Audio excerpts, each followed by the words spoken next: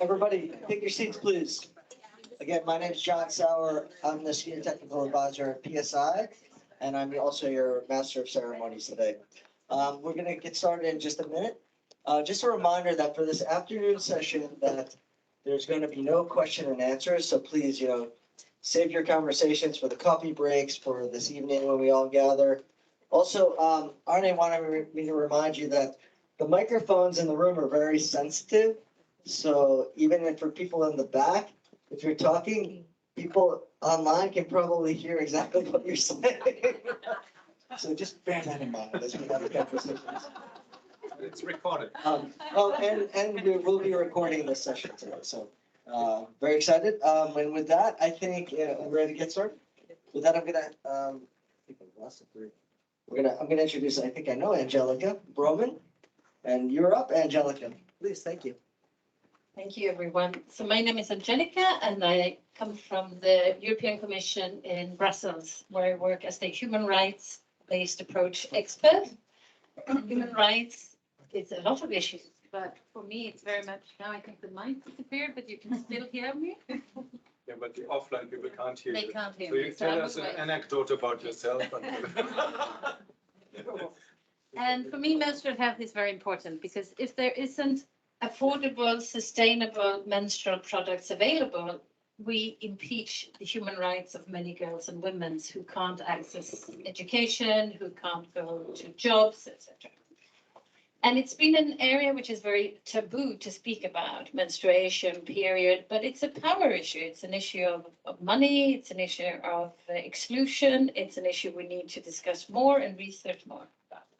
And I heard in the lunch that SEI is one of the first institutes that did menstrual health research. So that's a big applause for them. With us today, we have,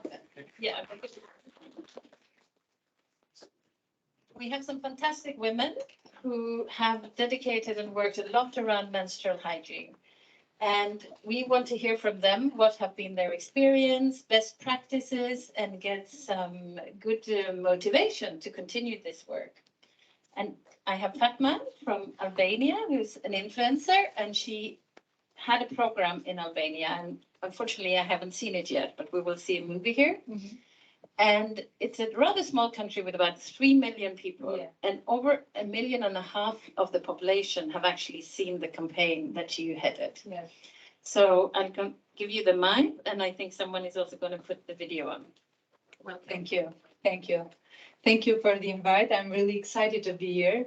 It started as a small project. In fact, and when I first got the invitation from GIZ Albania, I was like, yes, I want to do it. And they represented me the story of the movement, menstrual movement that GIZ had started.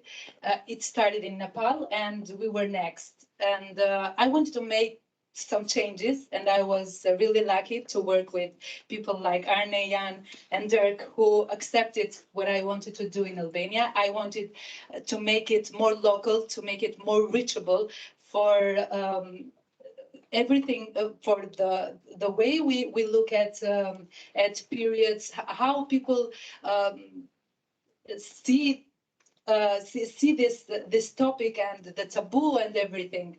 And we made a documentary where we involved a lot of people, students, a different generation of women who were telling us their story. And I thought our campaign was very successful, not only online, but even effectually in real life, just because women that were with us saw that we were talking from their background. We were there and speaking about the topic from their point of view. So it wasn't something like someone coming out of this reality and talking to them in a language they couldn't understand, but being there with them and me coming from the same background and tackling the same taboos as them. and this make it more easier for them to open up. At first, when we were brainstorming, we said, and I was afraid, I was the one who said, I don't know how this is going. I mean, I'm willing to go out there in the field and to touch the stories and the background and the problems there are out there, but I don't know, I'm not sure if they will come and talk to us for such a thing that is, it's a shame, it's still a shame, because I don't think this is just about menstruation, just about periods. I think this is about the female body taboo, the information that we don't have since we are little girls. We are talked and we are asked to shut up, you know, even if we have questions, or if we ask about our genitals or what is going on in our body. And I mean, 80% of the women that took part on some little surveys that I did on my social media, they thought they would die the first day they got their first period. They saw blood coming out of their body and they didn't know what it was. And they asked, some of them asked their mothers, who just said, it's a shame, you don't have to make such questions. These are girl things and that's it. No one told them how to use a pad. No one told them how to keep their hygiene. Some of them even hid it away from their mothers for a year or two. So they just learned in their friend groups about what menstruation was. Imagine what kind of information you can have from other people who are not a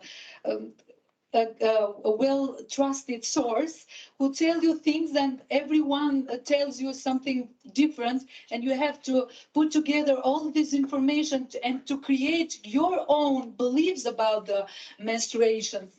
And we have stories like you don't have to wash yourself while you are menstruating because you cannot bear children, so it's a taboo to use water all over your body. And some other taboos that we face and the stories that we have in our documentary, as I said, were women hiding away that they were menstruating for even a year or two from their own mother.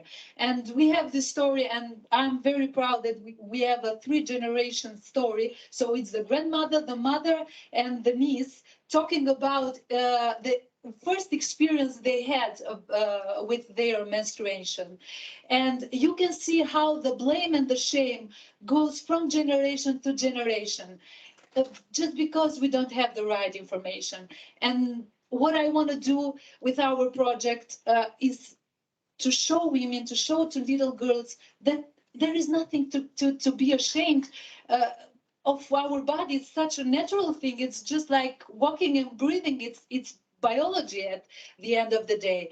And in this campaign, I wanted to include men as well. And it was an important topic on our documentary, because there are still markets where if you buy a pad in Albania, in rural places, they put a newspaper on it, or they put it in a don't see through package, because it's considered, you know, a little bit tacky or like something disgusting if people see you walking with your pads in your hands. And that is why we had the thought to make a small clip with me in the bathroom, coming out of the bathroom with a sanitary pad, saying there's nothing to stare at. I'm just holding in my hand a sanitary pad. I mean, just like you can hold a napkin or something else. I'm looking forward that our mission continues. We've reached really a lot of people, not only on social media, but I'm proud to say that since we started our project, we've been part of the biggest TV channels in Albania, radio shows as well. And even after this campaign, I've seen a lot of programs discussing topics about periods. And we even had a creativity post on social media when we asked everyone to join with their creativity, crafts, arts, to be part of our campaign. We called it 5 Red Dots because of the bracelets. these bracelets came from Nepal, and it shows the 5 days of menstruations, and the other days are the days when you don't menstruate, but it's something like a calendar for women who don't have access to technology and to flow, so they can manage, you know, to calculate their days. Yes, their fertile days, their cycle days. And we thought in Albania to make this T-shirt, I thought to make it more personalized for our campaign. It's a T-shirt with the 5 red dots. And to this campaign, we added some work arts from my followers, everyone following us on social media, and they made some actually really, really amazing jobs. So from a taboo content, we made it to make it a really cool and interesting topic for people out there who were eager to join this campaign. And I believe that someone who is there in the ground, a local influencer, I'm a TV host, a TV author, and journalist and entrepreneur. And I think if you find the right people in the right region, the people who talk their language, because it is very important how you manage this kind of movements. It is how you speak to people. They have to see, you know, reachable people, the same people coming from the same background, so that you can earn their trust. And when you have their trust and the way you talk to them, when you explain how this campaign is important and what it can do to their nieces or to their grandnieces, you know, then you can convince them. And we actually convinced a granny to talk to us, you know, and she was so ashamed and was blushing all the time, and we had a hard time 2 hours before the interview because she canceled last minute. She said, I'm so ashamed, I cannot talk about this, please let me know the questions before, this is such an intimate thing. And she said in her life she never ever mentioned the word menstruation or periods. In Albania we call it them. Ato. It's just them. They don't have a name. It's just something, them. And it was the first time in our documentary that she pronounced the word menstruation and periods. So I guess we had a little win even there. Someone is going to put on the video. Thank you.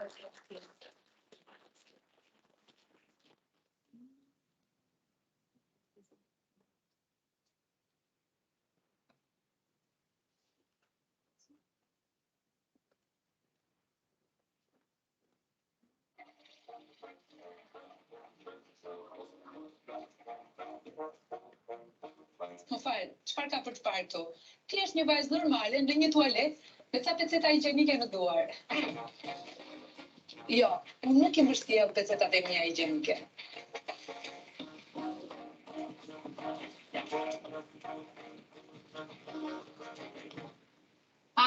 Dhe me qëra fjala, ka ardhur koha të flasim hapur për menstruacionin.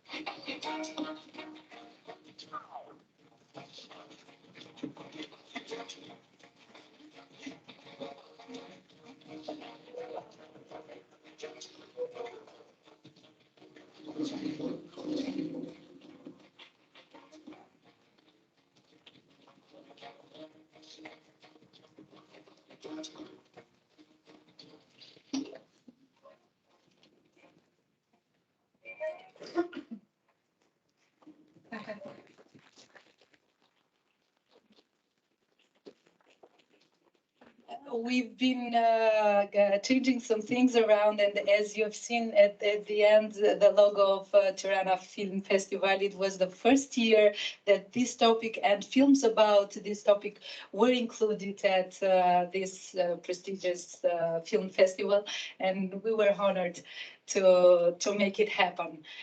So when we first started the campaign, everyone was like, why you should talk about menstruation? It's your thing, do your thing, who cares? it's just something you want to talk about. There are more important issues in the world, and this is not an issue anymore because women have their rights. But I have to remind everyone that not long ago, a girl died in Nepal. It's 2023, and the girl died in Nepal because she was in a hut and she was bitten by a snake. Yes, because it is still believed that girls should be away from their homes when they are menstruating because it's a dirty thing. You can and you make the whole environment dirty, and you don't have to touch things in the kitchen or to sit down where everybody else sits. So I don't think this is an outdated issue. I think this is a nowadays issue to talk about, and it is very important because this is women empowerment. If we have information about our own body, about what is going on with us, we have the information and we know how to explain things not to us, but even to our partner, because men should be included as well. At our documentary, when we asked young men, have you ever bought a pad for your mom, sister, or your girlfriend? And they were laughing like, are you crazy? Never thought about it because it's such a taboo and it is considered something even disgusting. There are grown men that if you talk about menstruation, they are disgusted. I mean, I don't think we have talked much about this matter. So it is time.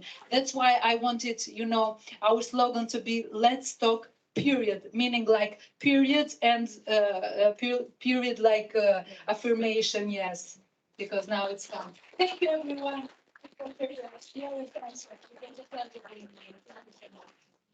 Thank you for doing this. I think this is, it's a huge achievement, and I think we are inspired by you, and I hope a lot of you go home and do similar campaigns in the countries you come from, because still there are 500 million girls which have access to menstrual health products worldwide. We also have with us today Bernard from Viva, Agua, Uganda. And she works a lot around sports and health. And I thought, the World Championship, Sweden got the bronze medal. We're now hoping that, I don't know who wins today, but Spain won already. Congratulations. Well deserved. We shouldn't, we shouldn't really have an opinion, but Spain is at least an EU member state, so.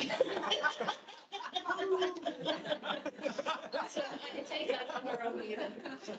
And I also wanted to say that the German team actually supported menstrual health openly. And that was also a huge achievement because I think it's the first football tournament when they talked about menstruation. So over to Bernie from Viva Agua Uganda. All right, thank you so much. I'll be doing this presentation with Belinda. She's online. Hi, Belinda.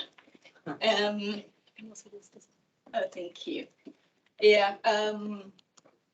What we'll be talking about today is Dance for Wash as an approach to sensitization around water sanitation and hygiene. But Belinda will share in details about this exciting approach. What I will be talking about is the universal languages approach in general as a method or as a tool that we're using to sensitize around sanitation and hygiene. This approach is a human rights-based approach, and it's based on the notion that you all know that behavior change, if you want people to change from the current behavior to the desired or the ideal behavior, it takes a long period of time. And already this morning, we are talking about sanitation and hygiene being a complex problem. And for there to be behavior change, if you want people to change their behavior, you need to change their mindset. And this takes a long period of time. So we want to use this approach that is playful, joyful, and learning happening in a fun-filled environment. But at the end of the day, we want to make sure that we use this approach to help us reduce the transmission of water and sanitation-related diseases. So the whole aim of this approach is to tackle behavior change, like I mentioned. We are using sports in particular. We are also using dance and art. Those are the three universal languages, if you agree. Are they universal languages? Yeah, so we are using sports and music and art, but the whole focus is on behavior change. And football in particular is very exciting for many young people. We've already been watching the World Cup, and many people have been inspired by women actually getting involved. But Football for WASH, as one of the tools of the universal languages approach, we are combining football and water sanitation and hygiene, as the name suggests. So we are using a lot of exciting football games that have been designed all to pass on messages of water sanitation and hygiene. We have a manual, as you can see. If you want to see what's in this manual, you can come to me afterwards. But this manual has a lot of exercises that are designed. You play at the same time learning about key issues around sanitation and hygiene, issues to do with menstrual health, issues to do with garbage, proper garbage disposal, how do you protect the water sources you have, and how do you use the toilet properly. There are even places where people do not own toilets, and they learn about why it's important to use a toilet while they're playing sports. So I'm going to let Belinda continue with this presentation. Belinda. Hi, everyone. Thank you and greetings from Northern Germany. I wish I was there, but for family reasons, I can't. I hope you can hear me all, so I just need a thumbs up if somebody, I can't see quite. Yes, Yeah, loud and clear. you. Good, perfect. Yeah, so again, thank you. And the idea of the universal language approach is to deal with anything. So I think, Benna, you were a little, you might have missed out the other important point that we do use it also for MHH as well. So basically, I want to talk a bit about the Waterproof project, which is Dance for Wash, which was really around trying to get young people engaged in water and sanitation for pandemic resilience, infection prevention and control. And so that's a little bit about the project, but I think I couldn't say it better than actually those people involved. So if you can go on to the next slide, and I will just hopefully the next slide, we can just play the video and you can get a real feel for the campaign that took place. So next slide, please.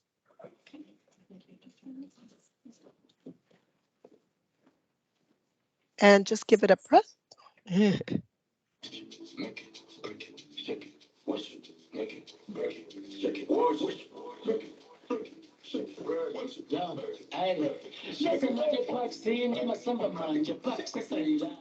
there, welcome to Viva Conaga's Dance Wash project, where we're building pandemic resilience and having a blast while doing it.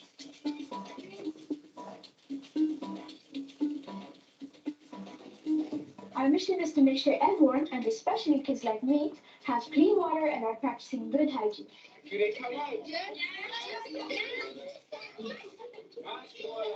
Through some really cool dance moves, we're learning to shake all the bad habits, break the spread of infection, wash with water and soap, and making a better world for all of us. Say it with me. Shake it, break it, wash it, make it.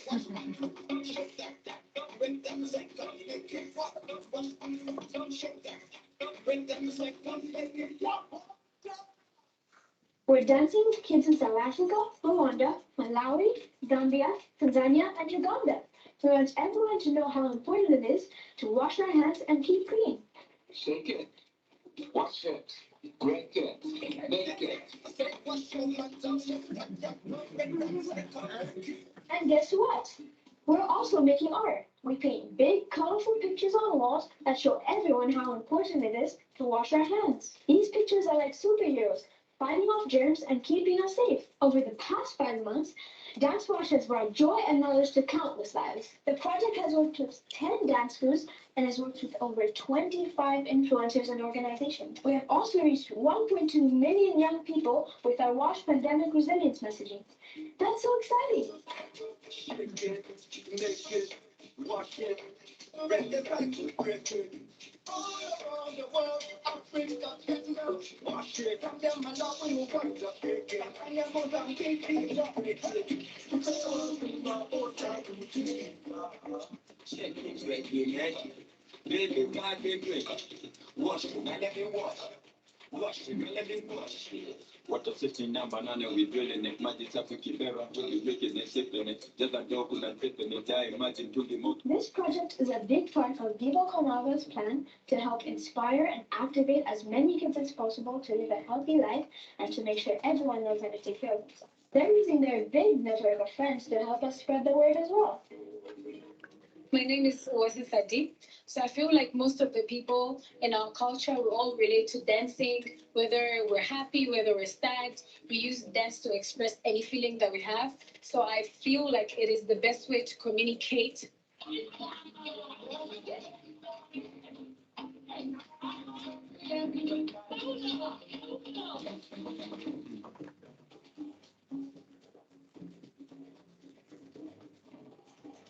We've been posting cool videos on social media, showing off our dance moves and catchy songs. We've also had workshops with important people like the Ministry of Health, and they've helped us make our message even better.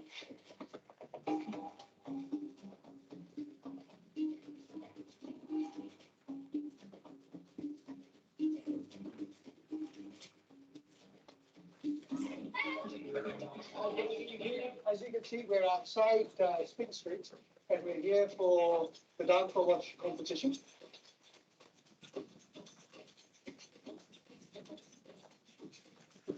The event that we've organized is based around the universal languages. The language that we're using today is dance, and the message that we're trying to get across today through dance is the importance of washing your hands. The importance of washing your hands for infection control and for the prevention of diseases being spread. Dance for Wash is not just a project, it's a movement. Will you join us? Visit vivaconagua.org to learn more and join us on this amazing journey.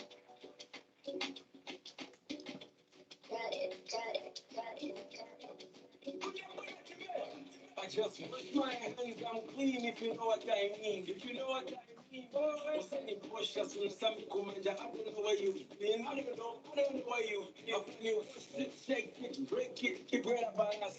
Where did you balance? I'm going to teach you something. Teaching you on this and each point of balance. Each point of balance. Teach you something. Each point of balance. Touching you on this and point of balance. Each point of balance. Yeah, thank you very much. Thank you. We could just move on to the next slide. It was a bit of glitches, I apologize. But I guess the main point to say on this is number one, in a very, very short time, we were able to reach, and I'm not saying changing behaviors, but we were able to reach a lot of young people in a message in a way which wasn't about shaming or guilt or anything, but really to have fun with it. And I think this is what we see as a new approach, an appreciative approach. Next slide, please. So also I wanted to mention that you saw from the video, we have lots and lots of materials available from these 6 countries. We have videos, we have songs, even the Malawi song made it to, I believe, #1 in the national charts.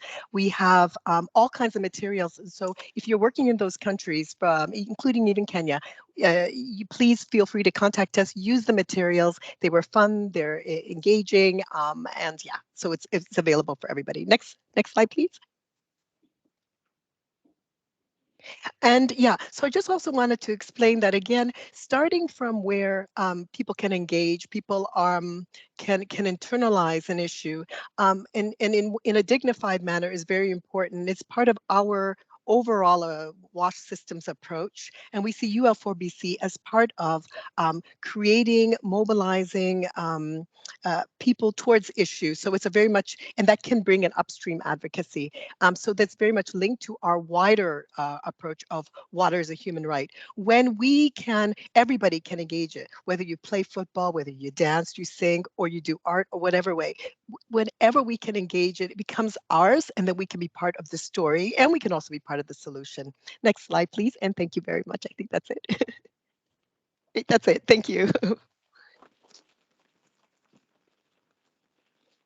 Thank you very much. I think we've seen a lot and we have a very short time. We're already past our limit. But I wanted to just end with saying it is, of course, a human right with water. And it is important to also think about what water do we use to cultivate cotton, to then make pads, and then put them in the waste. And how do we manage that? And how can we ensure there's more reusable and sustainable menstrual health products? Thank you from me, and over to John again. Or actually, I'll just call up.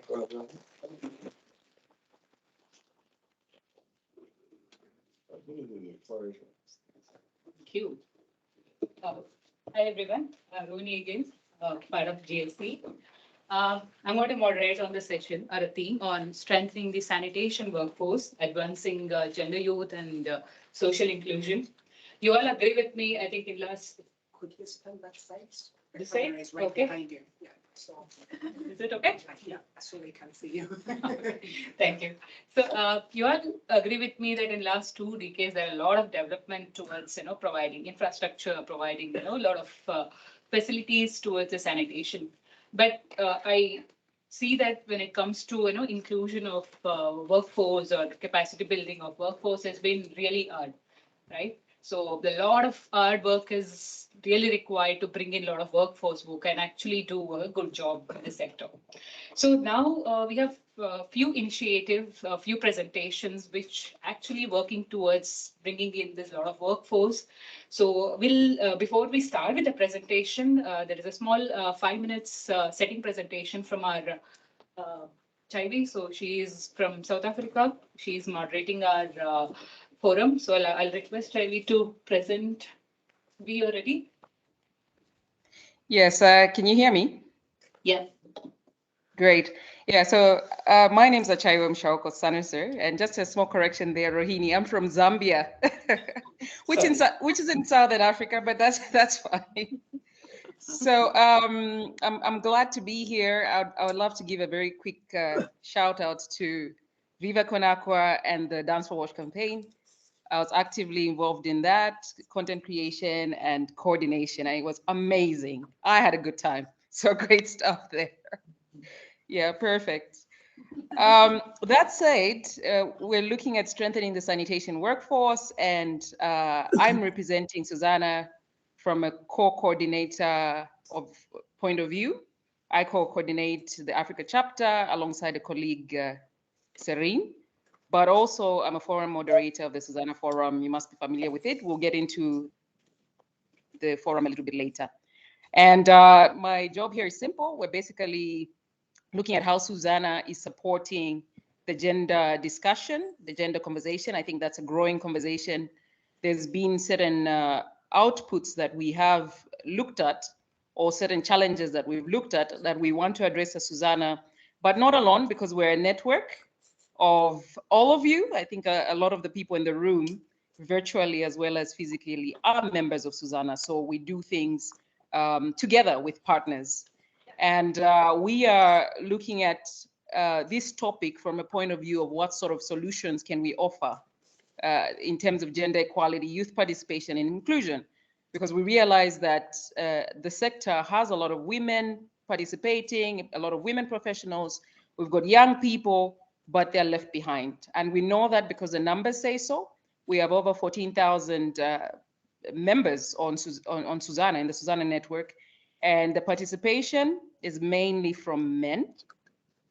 Jobs are mainly given to men. You have very little workforce that are women in the sanitation space. This is especially challenging in the Southern context. So the global South, that's Africa, Asia, Latin America, the numbers are really alarming. So what sort of deliberate actions are we going to take? And that's what we're going to talk about in this session today.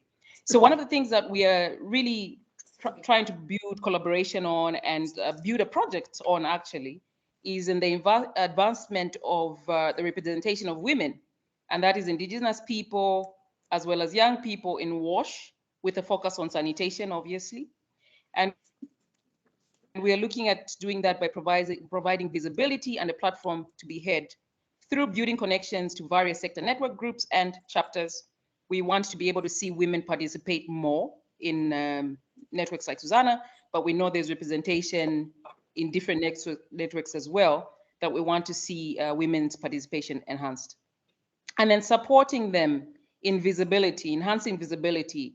And these are things like blog articles that are focused on women topics. I mean, we looked at that MHM beautiful presentation earlier, but is that content really out there and is it representative?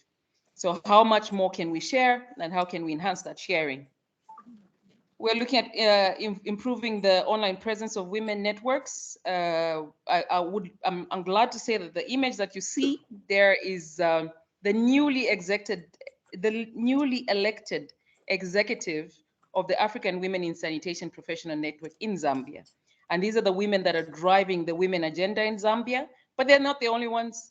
There are a number of other networks that are dotted across the continent that are driven by women that have been set up without resources, most of them, but they've been set up and they're trying to drive the women agenda. So how can we support these women in terms of visibility, but it also in the sense of project development, implementation to address women issues? We can move. Right, and to do that, we obviously need to improve capacity as well. So we realize that there are capacity gaps that we all need to look at in the sense of capacitating women, professional women in the sector. That's an image of one of the interns who graduated as a plumber. The numbers are growing. We've got young women that are now taking up engineering courses, plumbing courses in Zambia and across the continent. But when they graduate, there's still the stereotype. There's still people that believe that women should not do plumbing.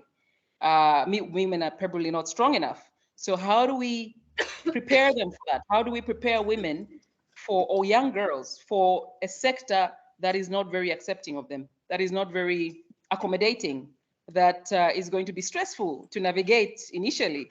So we need to see more mentorship activities. There's some informal mentoring sessions that have happened over the past year. Most of them online, again, because of resources not being available currently. So we need to be awake to putting resources in this regard to ensure that young women who are graduating, who are getting into the professional space, are able to meet other sector professionals that have been longer in the sector, and then to be able to learn how to navigate the challenges of the sector. We can move. Right. We also believe that, from a SuSanA point of view, we have to make known, or rather we have to make known the existence and activities of women's networks in sub-Saharan Africa, as well as the Global South, so that we can understand the local needs better. I mean, if we ask this room today, what do you believe are the needs of women in the professional space? I'm sure a few people would know exactly what those are. And so we need to do assessments to understand, what are the opportunities, what is lacking, what are the needs, and how can we address them?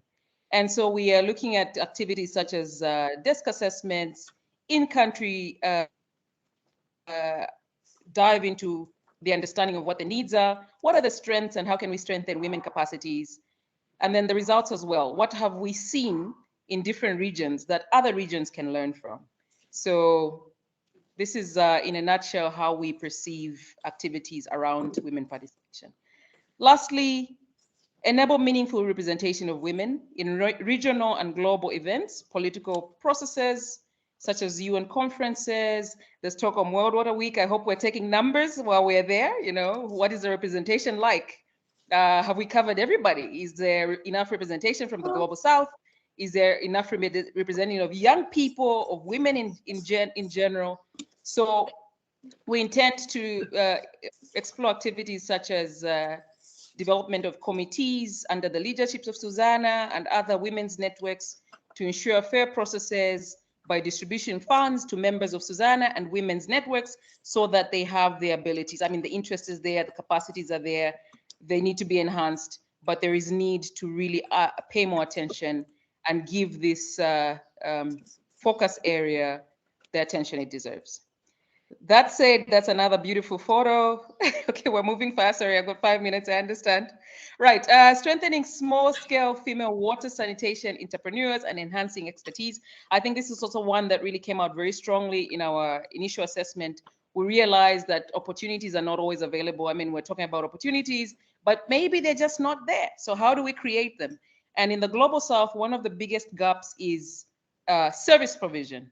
We know that we need more consultants. I'm a consultant, and I get calls from everywhere because there are not too many of me out there. So we know we need more entrepreneurs, consultants, we need more plumbers, we need more engineers that are creating businesses, that are offering services, that are women and young people.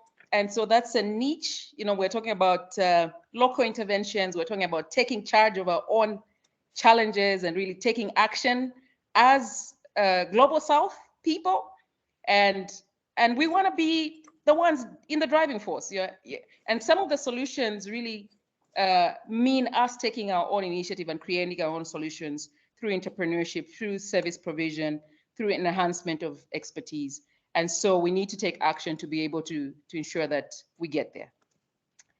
That said, I'll have to mention that photo. That's an amazing photo of women leaders in Ghana. I was privileged to be part of that training. And we had an amazing time talking about the challenges, the solutions, and how we intend to move going forward. This was supported by AFWA. You can move. Okay, thank you, Remi. And thanks also for reminding. I think if you see even our GSC, so out of 7, we are 5 women, right? Even our secretary. Wow. Yeah. Thank you very much, and looking forward to the rest of the session. Thank you, Chaiwe. Thank you so much. So we'll move to the presentation now. So we have Joe from Water and Women Fund, as well as Tala from World Bank, to present about the enhancing gender equality and social inclusion in wash and wash workforce. That's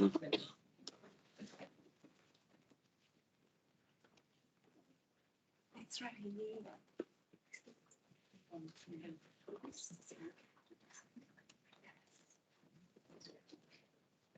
Hello, everyone, and thank you very much for having me today. Thank you to the Secretariat for inviting us today. I'm Joyce Mott, the JETSI advisor on the Water for Women Fund, and I'm here with my colleague Zara Valori, and used to had the pleasure of working with Belinda when she was on the fund as well. So Water for Women Fund, we work with, I was just speaking to Zara about the stats for them, 14 countries across the Asia Pacific. We're on 10 CSO projects and, and 7, that's better, thanks. And 7 research projects across the Asia Pacific. And so, yes, I'm here to thank you very much, Chaiwe, for setting the scene. It explains it really well. And I think one of the things that I will be presenting on, hopefully very quickly, don't want to spend too much time, so Talajeh can speak, is around a tool that has been designed or co-developed in the Water for Women Fund. And Belinda was involved in the early days too with this. And really this is, okay, so we have the case where, as Chaiwe set the scene, you know, of why it's so important, gender equality, disability, inclusion and social inclusion, and why it's so important. But how do we do it? And this is a tool that helps us as individuals, as teams, as organisations, to have reflective practice on how to do better, to be really inclusive and transformative, and make that journey towards transformation.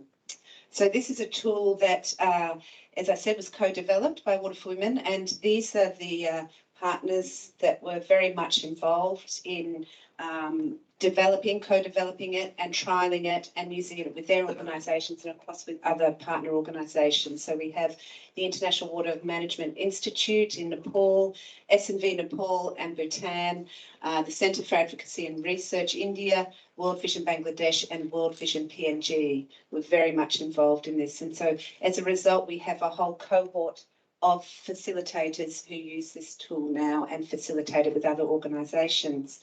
And also I should say Sanitation Learning Hub also played a major role in its development and used it for their own JETSI audit process and helped strengthen and improve the methodology and also the content through that process. And they also were able to get it translated into French and Portuguese, which is a huge plus. Next slide, please. So just firstly, quickly, what do we mean by transformative change? So here are a few key points there of why we're looking at transformative change. I mean, we talk about change being really important, but transformative is about really working on structures, working on power, working on privilege to be able to shift really entrenched norms. And it was really great to hear about the behaviour change work that Berna and Belinda are doing, and what the fund's been working on, and we as a sector are starting to realise more and more is that there's really underlying harmful norms, discriminatory norms, entrenched norms that drive certain behaviours. So how can we start scaling deeper and really examining some of those things? And this tool helps us to do that. So transformative change, we're looking at significant shifts from existing norms that harm, or practices that are harmful, and really stand in the way of equality. Looking at long-lasting impact that reshapes how we look at ourselves, others in the world, and processes and outcomes that really challenge the status quo and can lead to greater equality and growth. So it's no longer business as usual. That's what we're thinking when we're thinking about transformation. And obviously with that, challenges are inherent. There's backlash, there's resistance to change. I think, Fatma, you really brought some of that out in your presentation. So having strong do no harm approaches and a lens all the way through, all the time on that, because we can be sure that there will always be backlash. It's inevitable. So when we're challenging certain norms. So managing that, mitigating that, addressing those issues. And then the positive value. Now, it's not necessarily a given that transformative change is a positive value, but it usually suggests positive impacts. Thank you. Next slide. So in WASH, I think these are we're well rehearsed with why transformative change in WASH, but just to remind ourselves, you know, it's around delving deep. It's about sustainable and positive behaviour change.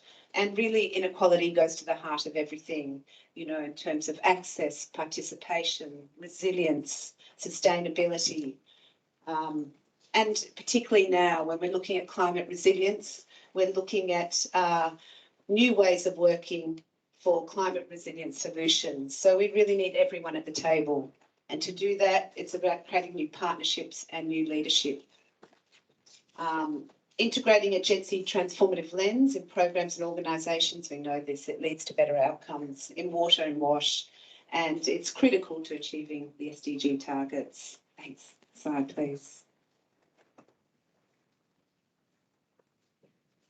Okay, so this is central to the tool, so I'll just quickly, won't have time to go through it word for word, obviously, but this is our continuum that we work with when we're using the tool, and this is what drives our reflective practice in our self-assessment in our teams. So I won't go through it, but just to say that when we're moving towards Gen Z transformative, we're thinking of a continuum, and we're looking at increasing understanding of barriers that are facing women and marginalised groups in access and participation, and thinking of strategies to actively address them. We're challenging the status quo and power, and really looking at harmful social norms. We're understanding violence as both a barrier and also a risk in challenging norms. We're looking at really strong do no harm approaches, preempting, mitigating and addressing backlash and resistance. We're looking at meaningful participation and representation, as Chaiwe was outlining before, and really working with the voices of those with lived experience, and more nuanced approaches in understanding and addressing intersectionalities of oppression. And that means working and engaging meaningfully with rights holder organisations who have that lived experience.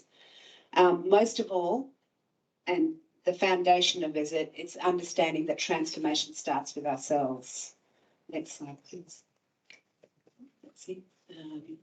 So this is the tool, and I'll just quickly flick through just a couple of the slides just to show you the process. So as I said, it's a self-monitoring and reflection tool, and it's also gives us an opportunity to individually and collectively as a team look at measuring progress towards JETSI transformative practice.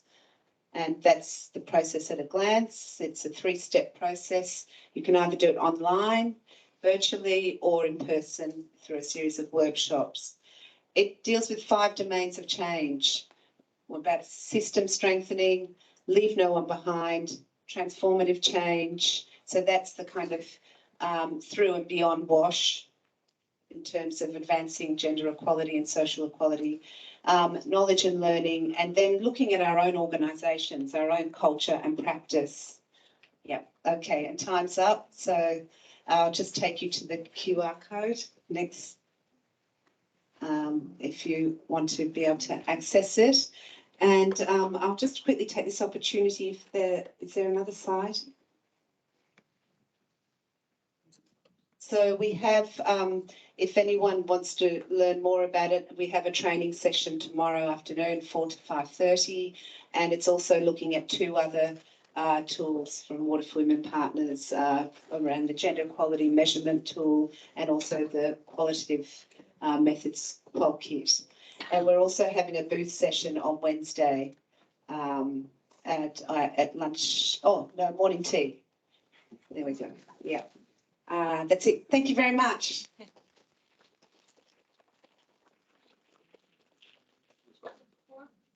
4:15 for morning tea is quite early. Is it in the morning? Oh, no, sorry, 4:15 is the booth. Thank you. Just like that, yeah. Okay, thank you. So we'll call after. Yeah. Yeah, maybe you can keep it.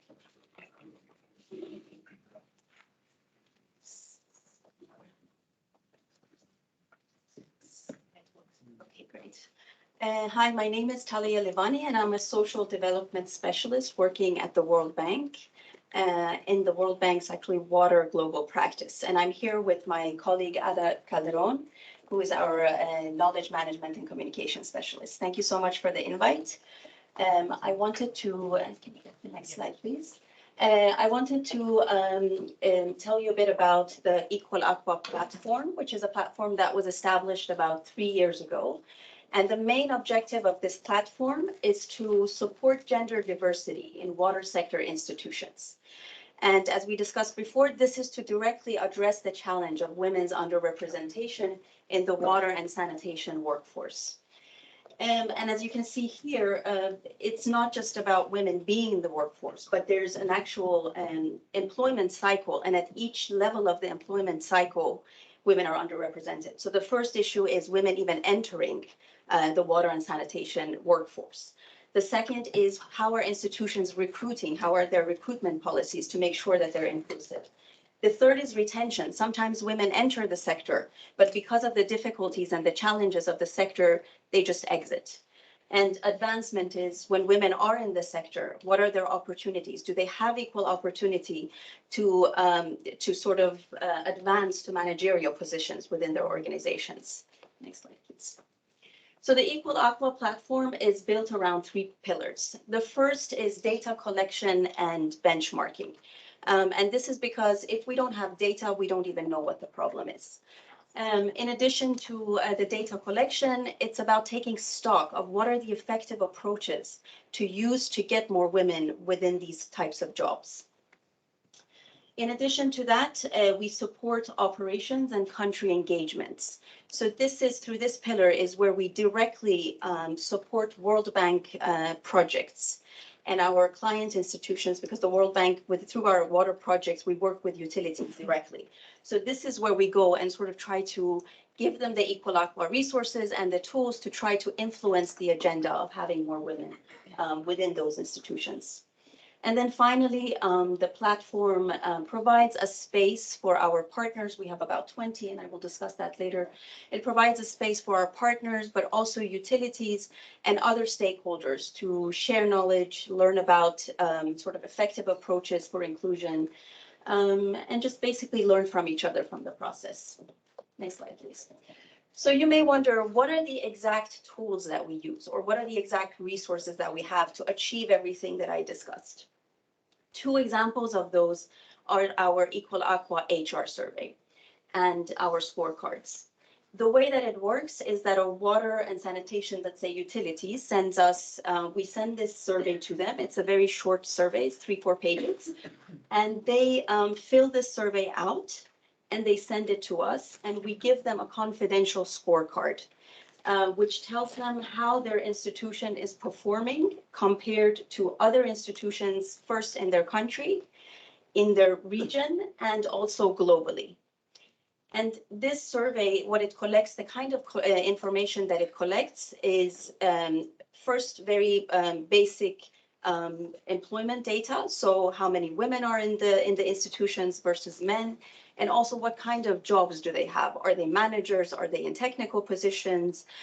What kind of jobs do they have? So that's how we diagnose. But it also collects information about sort of programs and policies within the institution. Because if you saw in the previous slide, there are 4 levels of the employment cycle. So what are the institutions doing to make sure that they are inclusive? And this could be anything from flexible work arrangements. It could be policies against sexual harassment in the workplace, and other such things. And also it looks at, for example, the institutional infrastructure. So in some places, are there separate toilets for men and women? Because we do know that that's very important for female employees.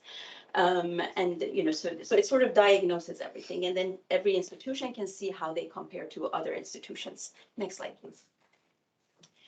So all these HR surveys that we get are again, anonymously aggregated within this database.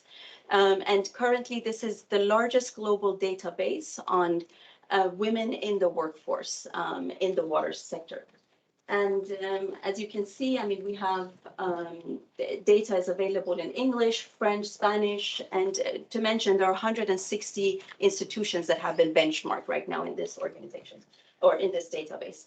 And also, if you know, it kind of has those added filters where if you want to see how your region is doing, you can do that. And then there's also, if you want to compare your institution with other or your country, how it's performing on the institutional infrastructure and those things, there's also filters for that. Next slide, please. Now, in terms of learning and capacity building, the Equal Aqua platform offers webinars and trainings. This could be through our Equal Aqua forum, through leveraging the expertise of our partners, such as the USAID Engendering Utilities program. It's also sort of offering training opportunities together with our partners. And then the other aspect, another offering, is documenting and showcasing good practices of effective solutions. So our partner, University of Technology in Sydney, has a database with examples of successful interventions. We also have a self-paced e-course, which takes you step by step of the problem statement, what to do about it, how to monitor the progress. And we have this e-course available in English and Spanish. Next slide, please. We also have an HR coach. So recently we had trainings in El Salvador and Peru, where our HR coach had trainings for utility staff, for HR personnel, and also managers in those utilities. Next slide, please. And finally, Equal Aqua partners form a community of practice. As you can see, our partners are private sector, they're utilities, they're sort of government institutions. And we have quarterly meetings between the partners to update each other on any developments, to share and exchange knowledge, and also discover how we can work better together. We also have a yearly Equal Aqua forum where we provide sort of learning opportunities for a larger audience. So outside of our partners, we have sort of a larger audience that we target with that. That's in addition to customized trainings and knowledge exchanges. So this is a recap very quickly of what our platform offers, and I'm happy to provide more information in the coffee hour. Thank you so much. So thank you, Tala. It was very interesting, and I'm sure all of us will be happy to participate. Now we have Sean from RWNS.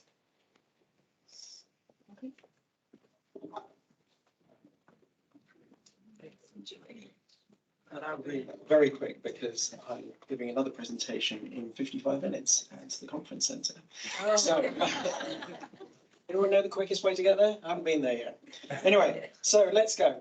So I'm going to be talking a little bit about the RWSN mentoring program. So this is for presenting for Melissa Norton, who's been the real driving force behind this. Next slide, please. RWSN, those you probably know who we are. So that's who we are. Next slide, please.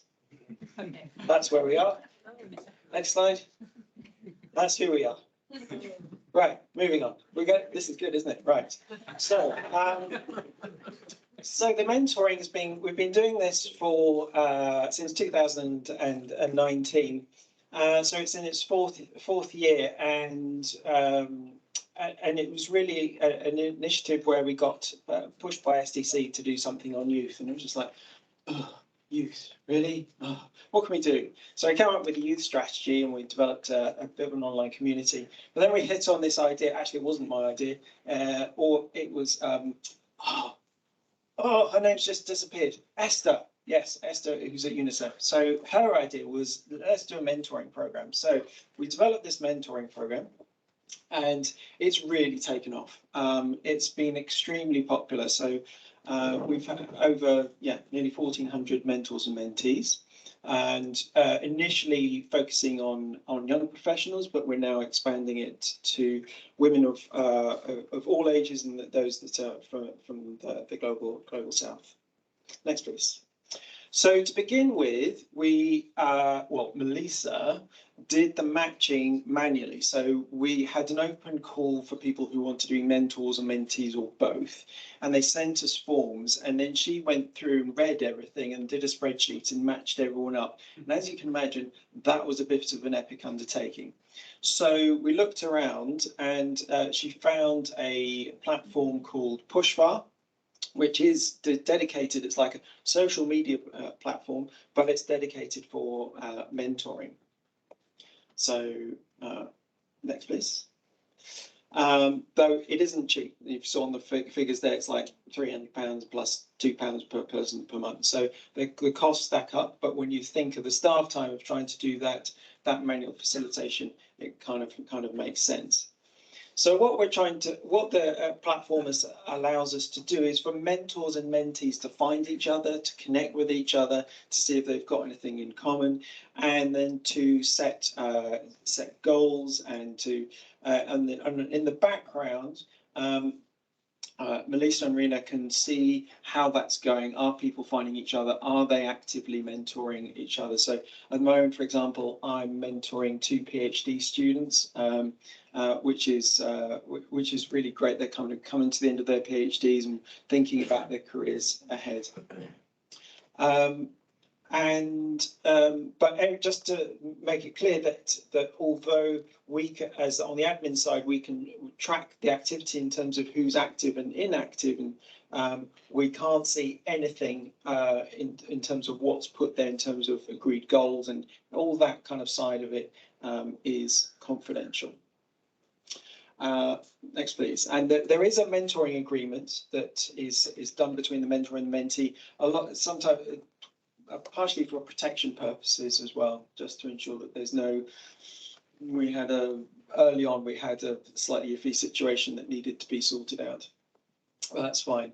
But what we're seeing is that we have a lot more mentees than mentors. So if any of you would like to be a mentor, please get in touch. It's very rewarding and it's a lot of fun, and you can have more than one mentee.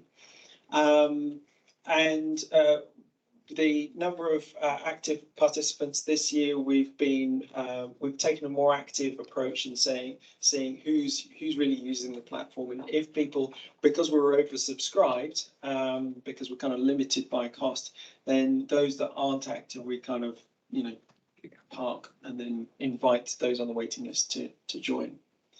So what we can see here is that that we can see how the activity is going in terms of over the last few days, what sort of meetings are set up. Though it's sometimes incomplete, and I've had this issue as well, that although the Pushfire platform has a means like Zoom for teleconferencing, doesn't always work. Sometimes it does, sometimes it doesn't. Or they might have a preference to use a different platform like Zoom or Teams or WhatsApp. Next, please. Yeah, so we've had a load of participants. The gender split has been reasonably good. I think, as you can see on the mentor side, we could still do with more women as mentors. But not too bad. And in terms of where people are coming from, a lot from sub-Saharan Africa, which is great, both as mentors and mentees, so very popular. So the timeline of this is that we opened applications in April and May. We did onboarding in May, June to explain how the process worked. And then we're getting into a period now of sort of getting soon into the mid-year assessment of how those relationships are going. And then in November, that's when they can continue that relationship if they want to, but in terms of our involvement, that's when we stop, because that's when our subscription runs out. So there's a short film that's really great, but I'm going to leave this and run, if that's okay. So I'll be around all week if you have any questions, but I've got to go. Thank you. Bye.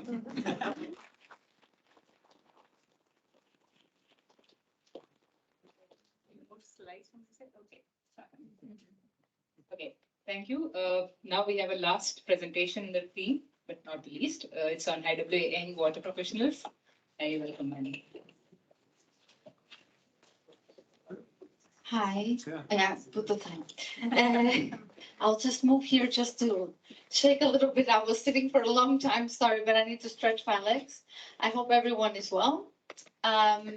Belinda, if you are still there, I really want that dance course. I want to do it. I'll be in Rwanda in December, and if you have a dance ambassador, let me know, and I will challenge all the young water professionals at the Congress to learn like the dance. Could you please move to the next slide? Great. I don't know if you know the International Water Association. In a short summary, is a member-driven association gathering regulators, practitioners, and academia, with a membership base of over 10,000 members spread globally. But today I'm here to talk to you a little bit more about how can you go from an association to actually promote diversity and inclusion when it's everything based on volunteer work, right? How are you going to do that? Well, we have been working towards an engaged and balanced membership, and it's really important to notice here that this has been a strategic focus. So it's not something that we just say that we'll do. It's something that we create coherent actions across the entire program of IWA to be able to achieve. For example, individuals and organizations from low-income countries benefit from discounted fees. We have increased the number of papers published in IWA journals by low and medium income countries' authors and their agendas. And this is for me a very key and important topic, which is inclusive research. What do I mean by this is that under IWA falls also the IWA publishing, which is based on scientific research in water. And some of those journals also want to promote applied research. And that's where Global South becomes really important. As you can imagine, the language can be a problem. So, and the way that people write is also a problem. And so, IWA is working on facilitating the research from Global South so that it makes it visible across the globe and also validated from peers from northern and southern countries, right? So that's a very important message from my side, because as a PhD student, it was hard to find actually literature that I could refer to validate Global South research. And I think that we need to work on that, especially if we want to move science-based policies in those countries. If we focus on youth here, the IWA has a Young Water Professionals Committee, and that is a group of people under the age of 35 that is a member of the International Water Association. So the International Water Association has Young Water Professional chapters. That means organizations that are members of IWA spread across the globe. We have 40 different chapters, so 40 countries where you can find youth engagement actively in IWA. So if you want to take a look at that, just search, because maybe we are there. And you will see that in the steering committee, the majority are actually women. And this has been a trend since 2018, 70% from low-income countries or medium-income countries. IWA, the chapters, we have 11 from the 18 newly formed from low-income countries. And here are the group of fellows, which I'm very happy to be part of, which were a selected diverse group of young people that went to the United Nations Water Conference this year to report and represent water crisis from a global perspective. And we will gather in September in Denmark, where we'll try to launch a report, summarize all the learnings, and launch a report in December in Kigali at the IWA Water Development Congress. That's more or less it. With regards to language, I should also say that IWA Publishing makes sure that all the scientific publications, it's working on making it available also in Spanish and French, which I think is also something that we need to work towards too. And that's it. And if you have any questions, I'll be around and just ask.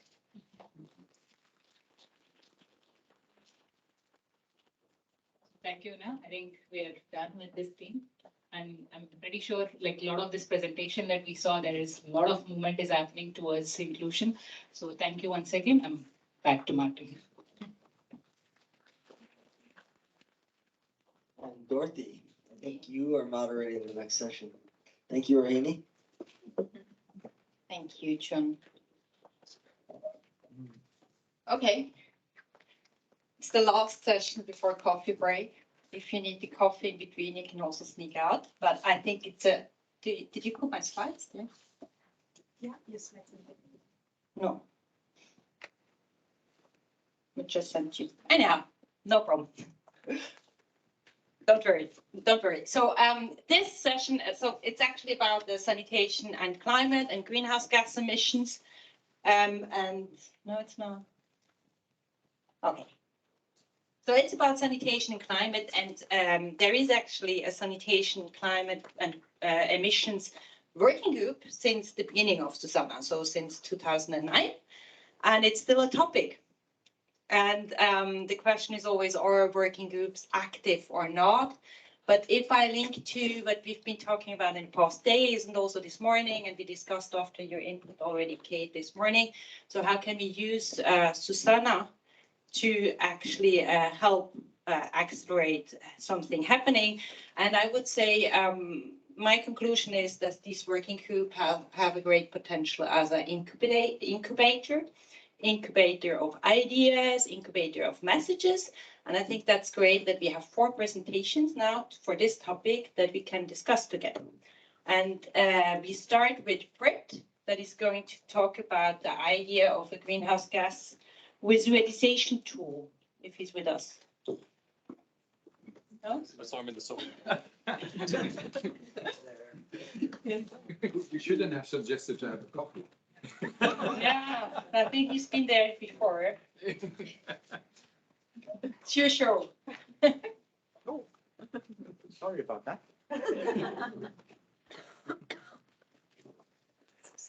Good afternoon, everyone. My name is Prit Salian. ISAN, but I'm representing GIZ here. And well, we've been talking a lot about climate change, advocacy tools, what can we use to improve, the linkage between climate change and sanitation. And this is some ongoing work that we've been doing in Zambia that I'm going to present now. It's nowhere complete. So don't nail me to the wall if there is something off the chart. And yeah, Yeah, so we've been working towards a visualization tool for greenhouse gas emissions from sanitation systems. As we all know, not a lot of work has been done so far. The only 2 studies or 3 studies we could find was the one from Barbara Evans, University of Leeds. And then GIZ has been working in Zambia with 6 towns. That's mostly the project that I'm going to present, or the work that has been done there. And both these kind of use the SFD as the backbone to develop greenhouse gas emission and present them. And we've been, so just a little bit of background on what GIZ has done in Zambia. They've been working since 2020 up till now in 6 towns, medium to small towns, the largest of them being Chaiwe, 500,000 people.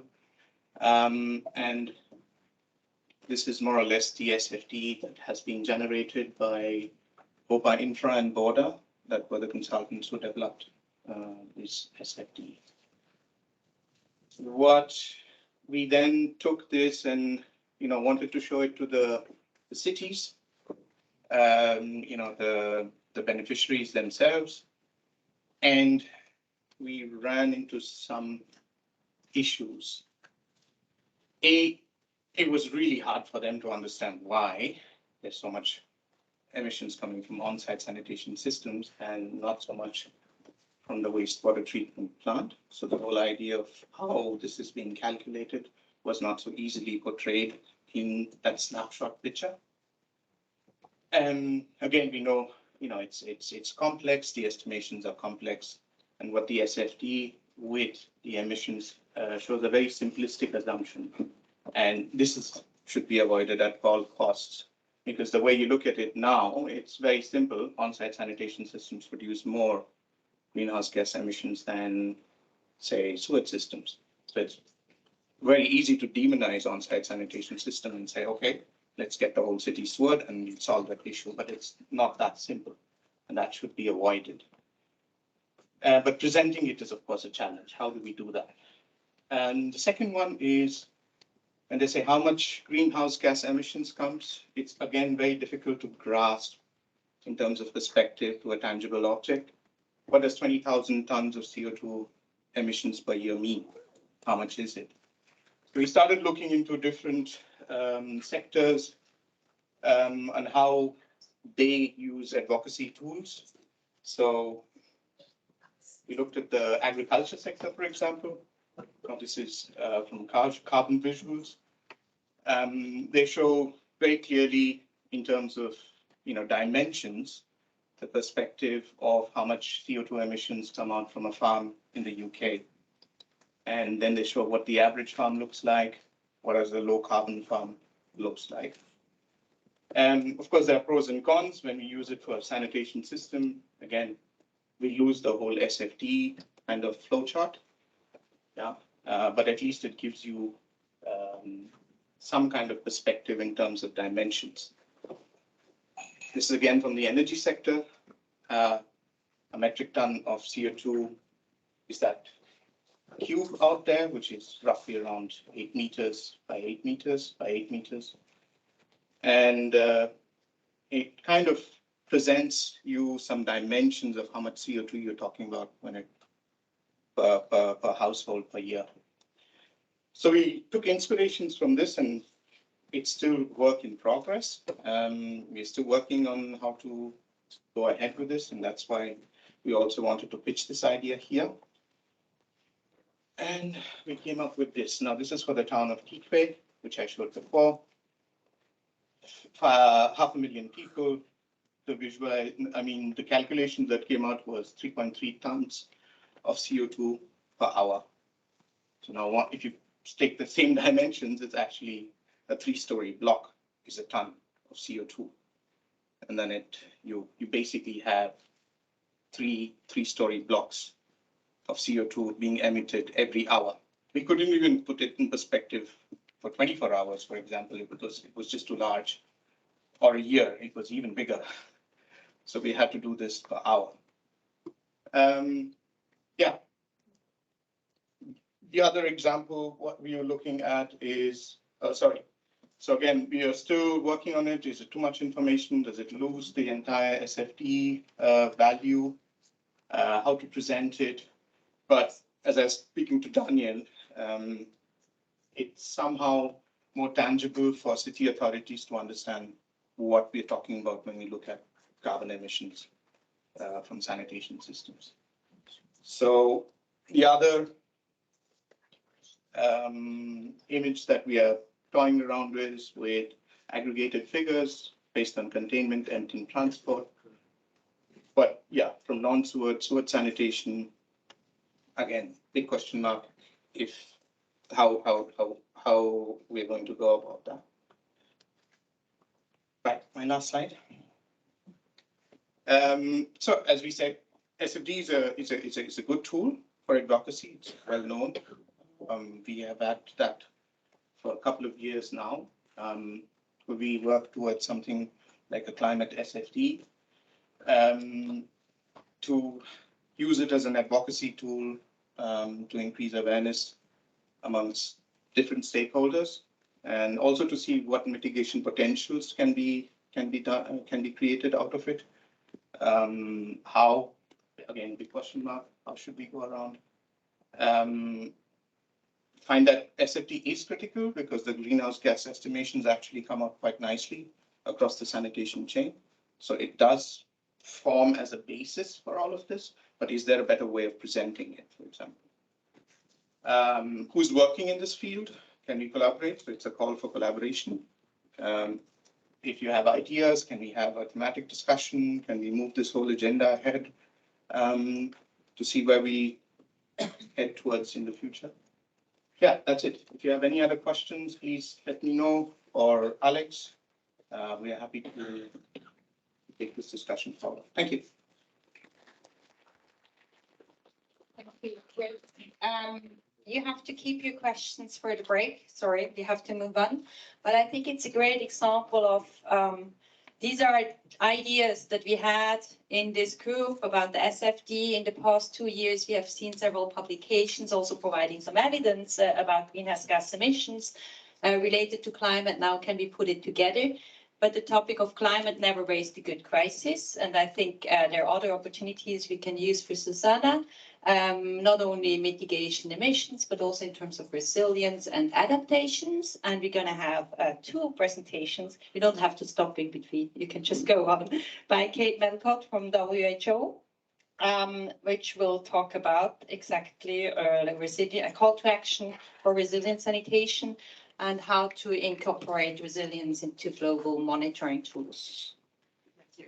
I'm not going to tell you how to incorporate it into global monitoring tools. Nobody really knows yet, but I'll tell you what we're trying to do. Perfect. Okay, so I'll start with the call to action on climate resilient sanitation. Vision problems today. And this is really a bit of a promo for a session that's happening on Tuesday, and the Water for Women Partnership are also having another one on Wednesday. So you'll see plenty more of this during the week. But I don't think I need to tell you lots of this, right? Obviously, when we're talking more about the resilience part of it here, but of course, you know, sanitation systems are under threat from climate change, and we're likely to be less sustainable for the systems themselves, but also lowering societal resilience. And also, as we know, these emissions are more significant than we thought, and particularly when systems are poorly managed. And so, yeah, the sanitation systems don't function well with either too much or too little water, and climate change, of course, is leading to both of those scenarios in different ways, often in the same places at different times. So with all of these different outcomes, whether that's combined sewer overflows, difficulty of emptying pits, people returning to open defecations, sewer blockages, you name it. And we've been talking about all of these a lot in the groups this morning. So I think this topic has been gathering momentum. I'm really happy we're talking about it here today. I think we had a kind of a high point moment at the COP last year in Sharm el-Sheikh, where we launched the call to action on climate resilient sanitation. That was kind of building off several sessions that had been held here. And the purpose of this coalition is really to start putting that call to action into some specific tangible things we can all work on together. I think at least my takeaway from engaging in COP is that it's a big old circus. There's so much going on there. It's really hard to figure out, if you're going to spend the money, burn that carbon to get there, how do you make sure that engagement is kind of meaningful and useful? And all of us are here running around trying to figure out how we engage in that space, and we can either run around like chickens on a field, or we can kind of pass the ball efficiently between us, with a bit of a strategy and a game plan. What an analogy to use on the day of the World Cup final, but you know what I mean. And so, this is why we're kind of working towards a coalition. We want to address some of these challenges we see here. So we know that climate resilience is missing from many sanitation policies. There's limited climate funding that's directed to sanitation. We need to figure out how to fit into the wider resilience agenda. And we need some adaptation of sanitation services delivered up. I won't read them all to you, but you can sort of see the multiple things we're trying to address there. So the purpose of the coalition is that we can get together and make sure that sanitation is prioritised in policies and plans and investments relating to climate policy and urban resilience. So who are we? This is a kind of well, you see SuSanA is there, so I guess it's kind of all of us, as well as these partners that have been working on these various sessions in the last few years, and particularly UNICEF, who has convened the session on Tuesday and has been sort of driving the development of the coalition. These are the objectives. So of course we want to see increased prioritisation of sanitation within the overall climate agenda, leading to greater investment, hopefully a greater share of climate financing going towards climate resilient sanitation, which we've got, some ways to go to figure out, how do we arrange that messaging, how do we make an attractive case that lands with the climate financing community, and then of course the capacity to deliver on those types of investments, or to even to bring them to the stage where they are fundable. And these are just a selection of the activities we sort of see going forward. So of course there's joint events, and COP is a big one, but I think a really important one is to develop and share these key messages so we can speak with one voice about what the issue is, what needs to be done about it, what an effective project is, and that kind of extends to a climate rationale for financing. Also kind of working on being visible within key journals. So this is not just a programmatic thing, but something that's really embedded in the literature as well. And we've been really clear about what our bottlenecks and research priorities are. And then finally, there's lots of tools out there. I don't think we're proposing to have one tool that rules them all, but to make sure that they're well aligned and that they're measuring similar things and giving a clear and consistent message to our various partners. So that's really just the end of that, just to say, please do come along to the session on Tuesday. You'll get an awful lot more, particularly want to hear your thoughts and your follow-up actions to make this coalition really move. And I hope that we can fast forward to sort of 5 years' time from now and have a kind of a suite of projects that are really accessing climate financing, and we're all able to really speak to what needs to happen and to speak to the climate community about that in a meaningful way. So I'm going to then... We can clap in between. Oh, yeah.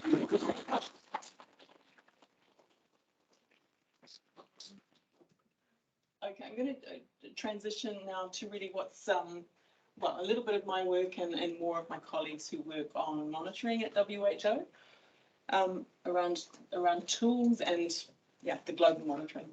So firstly, on the tools, this is, I wouldn't say it's the easy bit, but it's the more developed piece. We've already published an updated version of the Sanitation Safety Planning Manual that builds on the previous manual and the guidelines, which include aspects of climate resilience.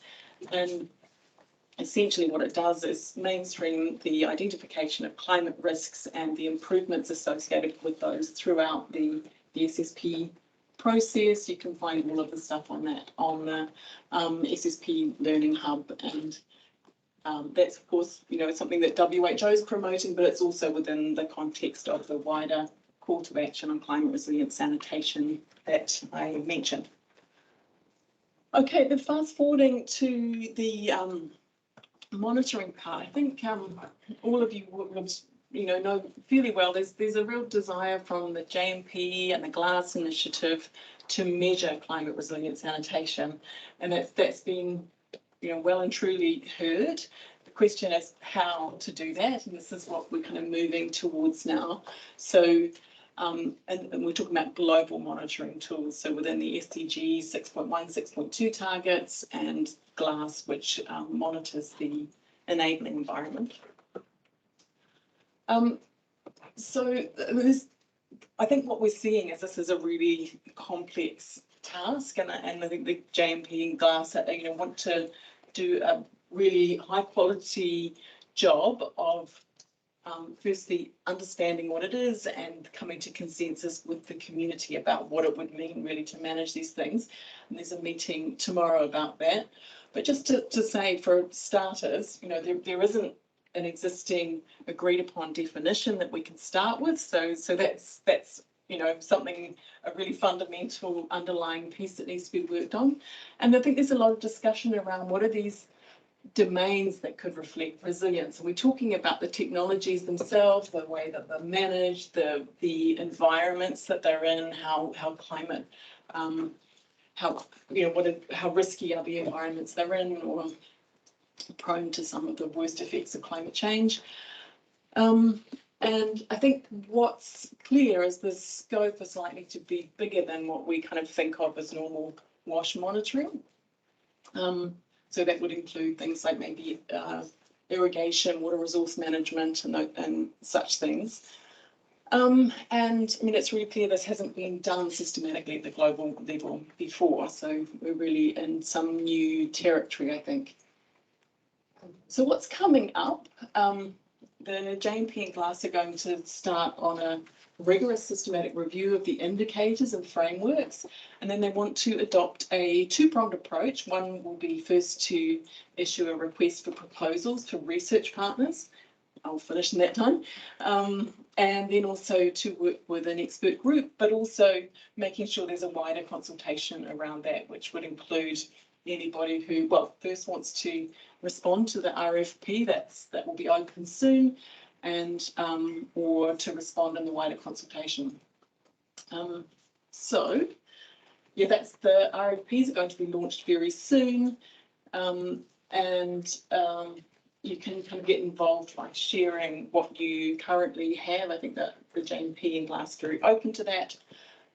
I'm just going to quickly jump forward and say one thing about the GLASS cycle, because this happens every 2 or 3 years. So they are getting going with the final version of the new survey. Maybe that you've just seen the report come out, but the GLASS is getting going on the next cycle already. And there are some existing climate-related questions within the GLASS, but they're looking at adding additional questions in now, and it's a bit more flexible. So I'll stop there, but just to say, if you would like to be involved or stay informed, both the JMP and GLASS are welcoming feedback, and those are the emails there you can get in touch with. So I'll stop there. I'm sure I haven't done that full justice, but I'm around for questions. You did.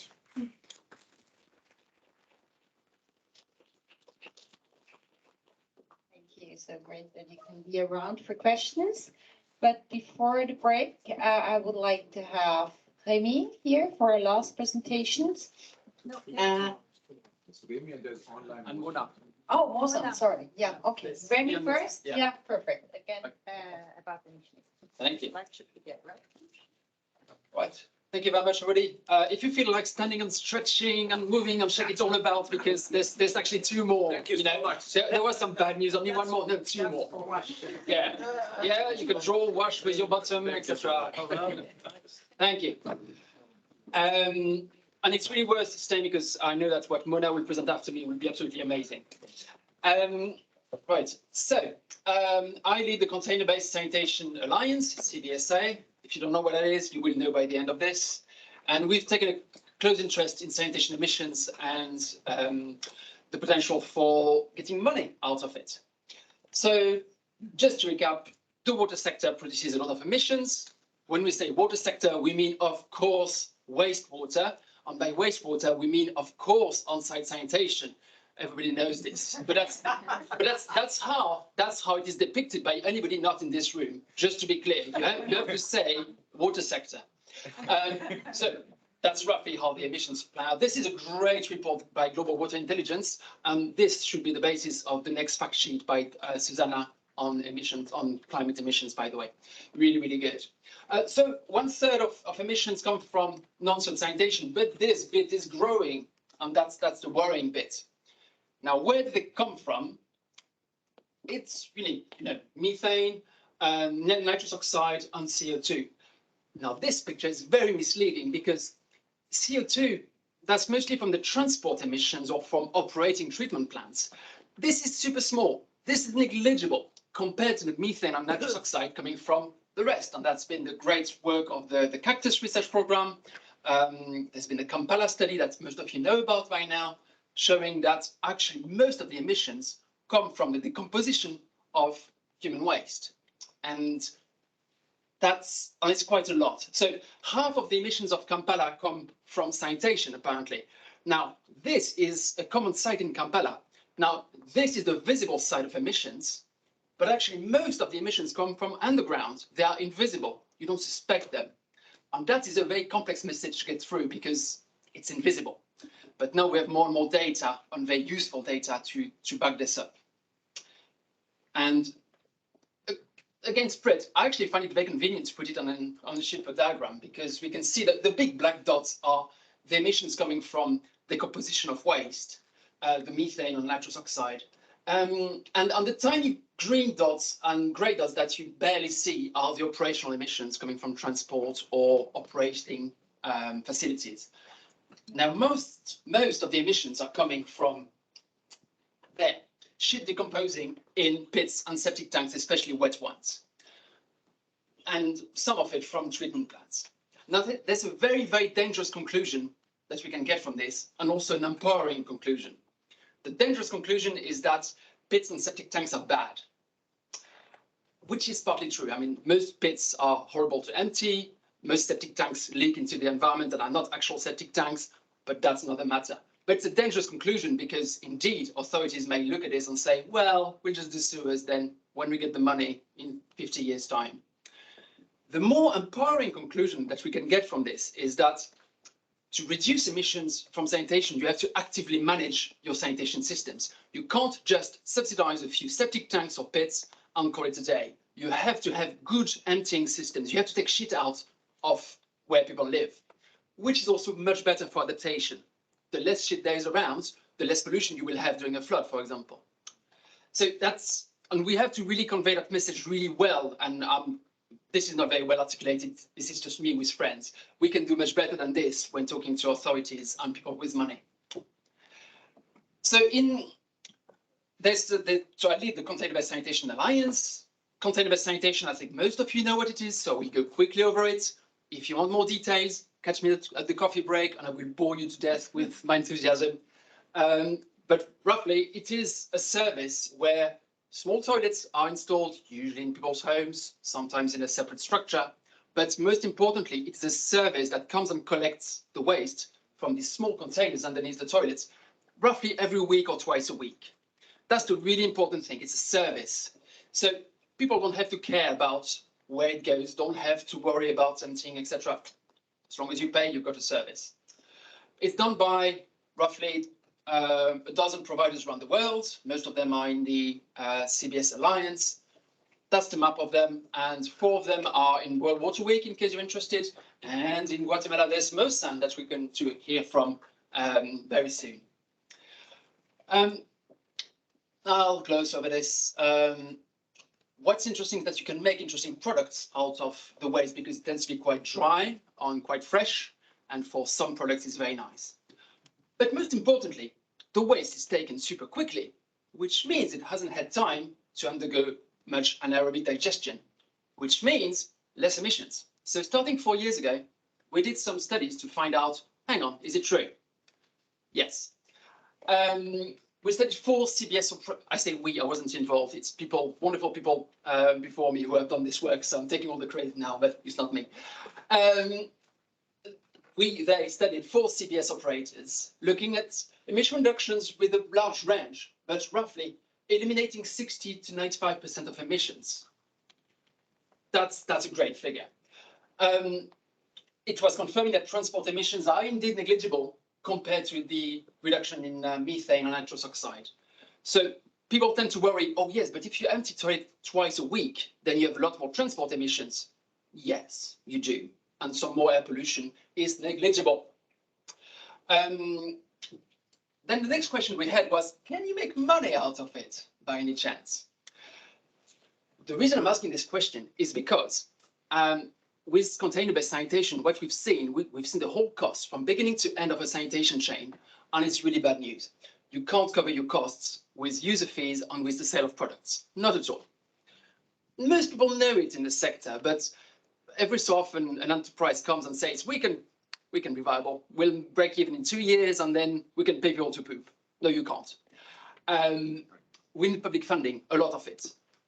And the problem is that it can come from taxes, not popular, loses votes. Tariffs, not popular, loses votes. Transfers, the World Bank hates that. So that's the 3 T's.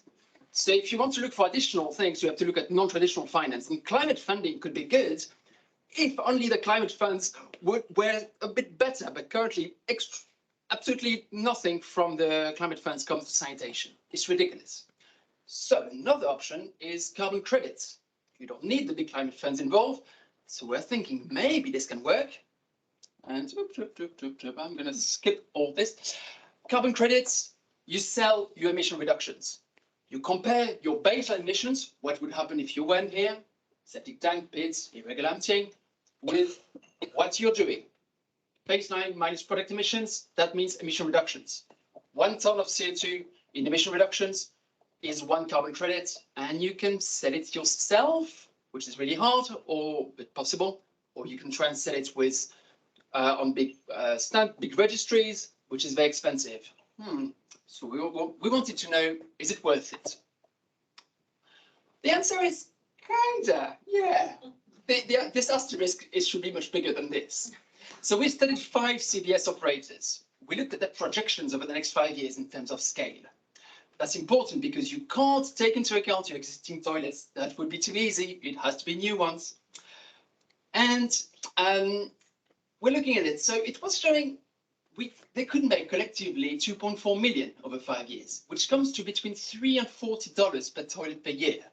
So between barely worth it and, oh, nice. And that depends on the treatment processes. It depends how many people use the toilets. It depends on a lot of things. So there's a lot of variability. It was confirming that this could eliminate basically more than 80% of the emissions would be cut from this. That's cool. And that's using the existing methodologies in there. To look at it briefly, that's the number of toilets in blue that were projected, the projected growth. Green is the income. The income only arrives 1 year after your toilets are eligible because you need all this time for it to be verified, etc. But you incur a lot of costs before. Oh, 2 minutes. Thank you. I can do it. It's super expensive to do this. So the red bit is actually significant. It's 40% of the income. So that's part of the limitations. Just registering your projects, getting certified on the verification cost about $1 million over this. 40%. that's the platforms like Gold Standard or VCS making a lot of money on this, a lot. We couldn't include monitoring costs, which can be a lot as well, and because it was very hard to model this. And it's super complex. You need dedicated staff to do this. So that all adds to the costs. And there's some other things that could potentially be improved. Current toilets are ineligible. You need to have a new project. And the current rules, it means a new treatment plant. That's very annoying. Baseline emissions are undercounted because IPCC uses default values that are really old. And thankfully, there are some people trying to change it. Thank you. But it's really, really hard, apparently. We calculated that if we were to use the latest research, the latest methane correction factors in this, income will increase by 40 to 50%.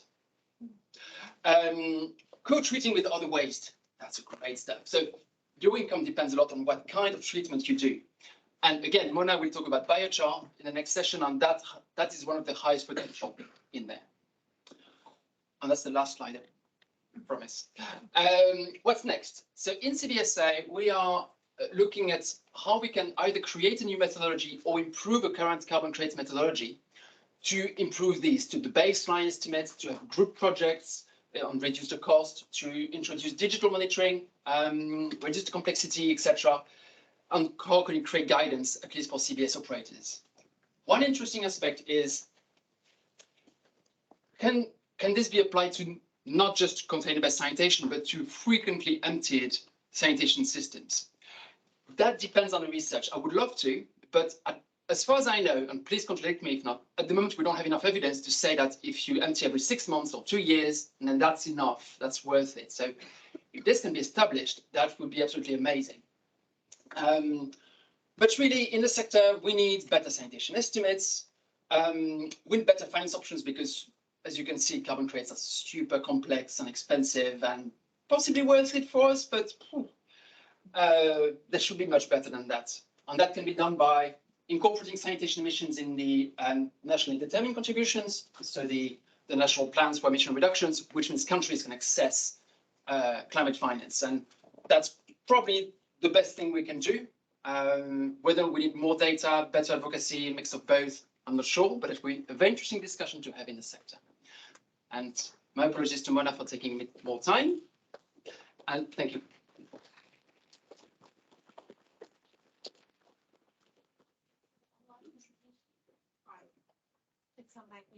Yeah. Do you want to just? She's here. Mona, the floor is yours. Perfect. Thank you, Remi, for preparing the stage for container-based sanitation. It's a pleasure to be here online with you. I'm calling from Guatemala, and I would love, in the first part of my presentation, share what MOSAN is, what we do, and in the second part, focus much more on biochar and what that means for us to contribute to advancing the whole discussion on creating climate resilient and really climate positive sanitation solutions. I will go quite fast. I don't know if I can move the slides or who will move the slides, so we can already go. So this is the context where we are currently working in. It's Lake Atitlan in Guatemala. We're surrounded here by 18 indigenous Mayan communities surrounding this lake that mostly have, of course, quite bad sanitation infrastructure, lack of water. Despite this beautiful big lake, distribution is not given, and around 4 wastewater treatment plants that are not properly working. Only about 20% of all wastewater is being treated, and the rest is directly infiltrated or goes directly to the lake. We can move. So our response with MOSAN is to respond to this crisis with a complete system. So you see here we work in sanitation. We're quite proud to have our own container-based toilet, the MOSAN toilet, but of course do also a lot, specifically the last years throughout the pandemic, a lot of hygiene education. We have a big focus on nutrient recovery through the production of biochar, which I will get to, and that is also our strategy for carbon reduction and to increase our climate impact. Move.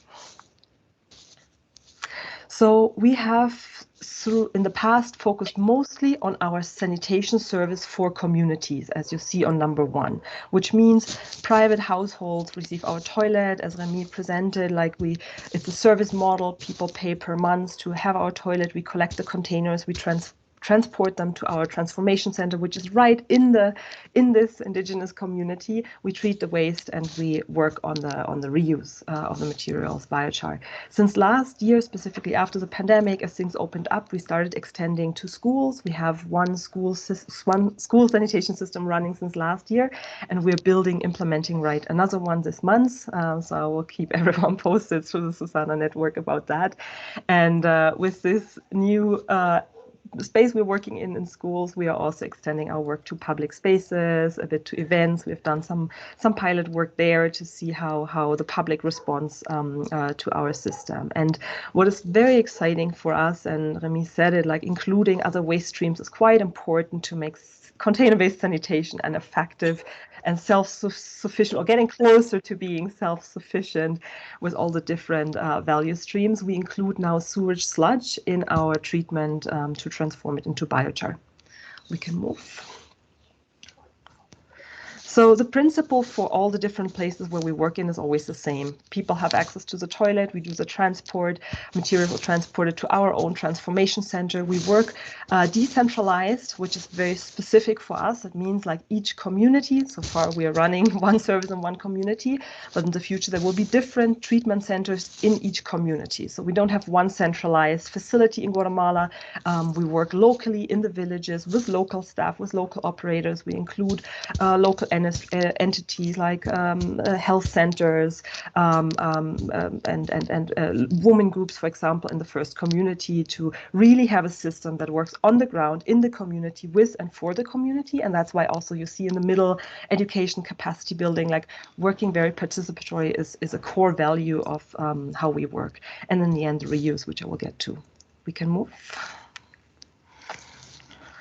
So I mentioned the core value of involving people. Here's just a few impressions.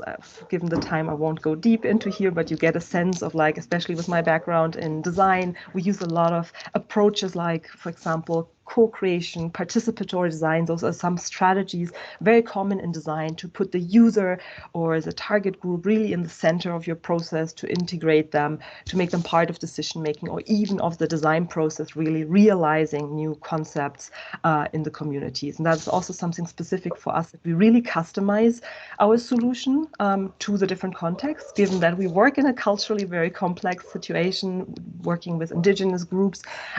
We have to really make them part of our process. We can move. So the MOSAN toilet, I assume probably most of you have heard it or have seen it. You see it on the left, was based on the containers, on small containers. That's how we have worked so far. Since we extended now to schools, public spaces, we actually still use our toilet, but it is fixed on a platform and we use bigger barrels underneath to collect more waste at once. We can move.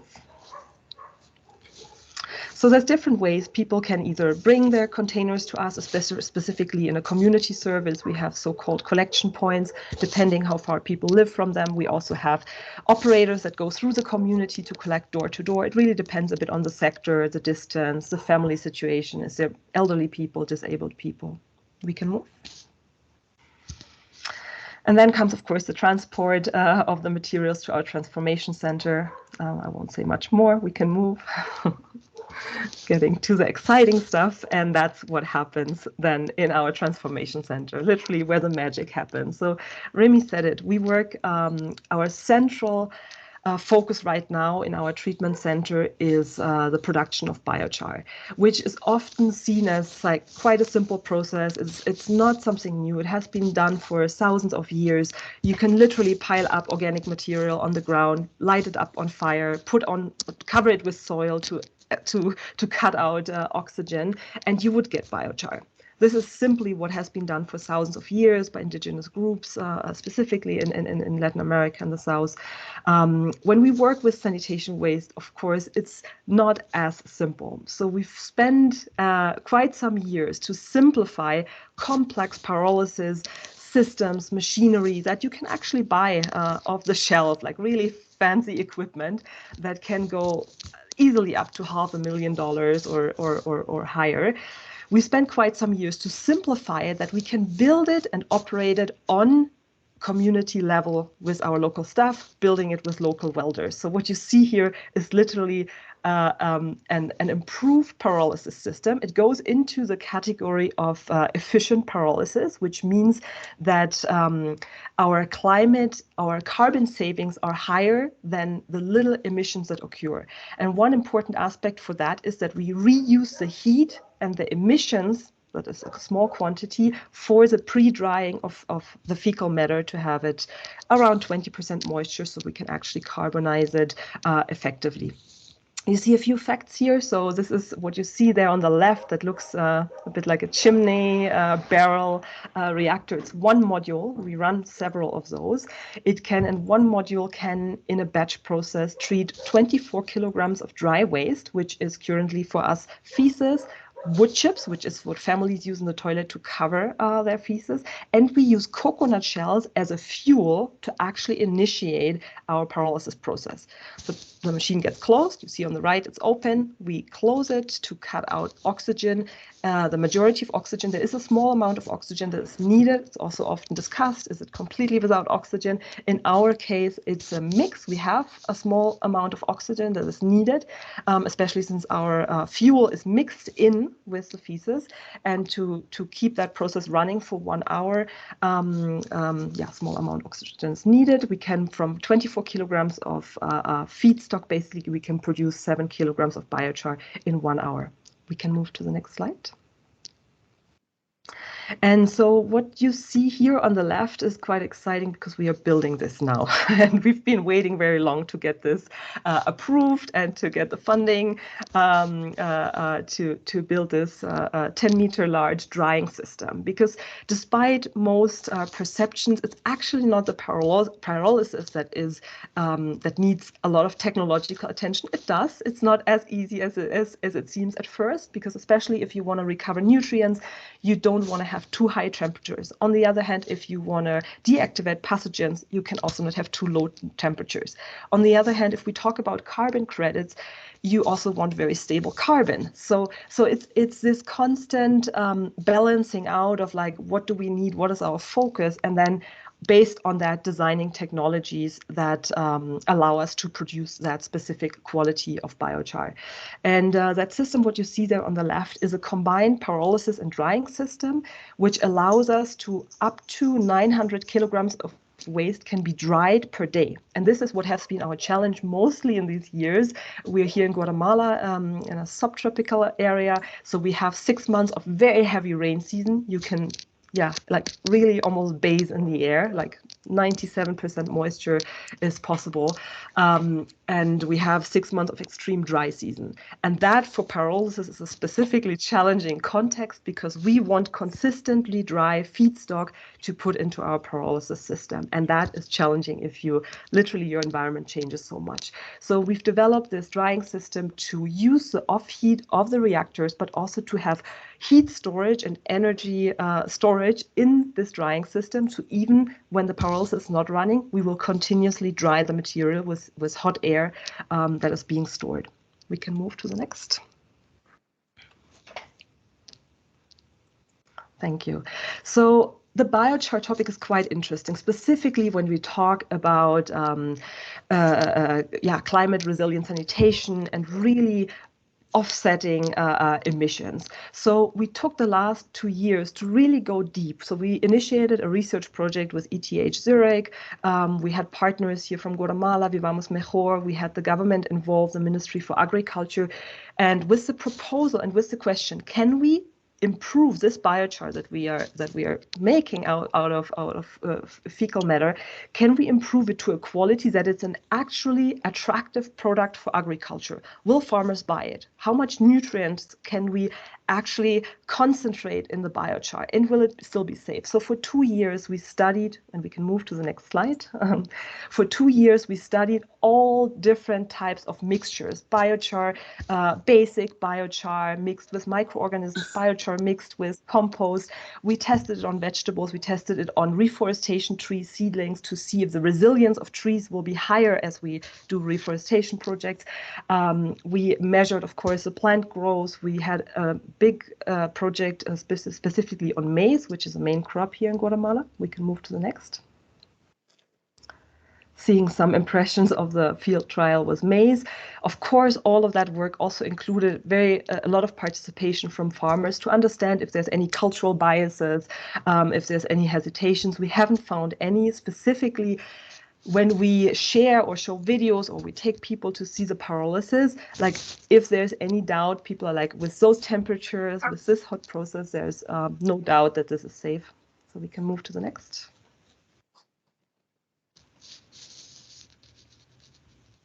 Just some more impressions on how we worked, specifically also the dosing, how it's used in the field. We collaborated a lot with people. And so here comes now the key for us, why biochar is for us the key to our model of sustainability, but also to fully close our circular system. So when this fact is probably also known, 12% nitrogen is excreted per day per person. So we have developed together with the Swedish University of Agricultural Sciences, we adopted a technology that they have been working on and invented, the alkaline urine dehydration. And you see in the picture, still a small prototype, but ready now for scaling, since we could show the proof that this is very effective for us to enrich the biochar. So we adopted the process that they had developed. They just dehydrate urine. So we took that technology and further developed it to actually work with biochar. So our biochar gets literally soaked and with urine that we pre-stabilize to avoid that we have any nutrient nitrogen losses. So we pre-stabilize the urine, that gets mixed with the biochar, and then we dehydrate all the liquid in it. And what the result is a urine enriched biochar. So we call it enriched biochar. We can move to the next slide. And this is now where the really exciting part starts. So we have finished this research project now in April this year with quite exciting results. We can do one more click so I can highlight what I'm talking about exactly.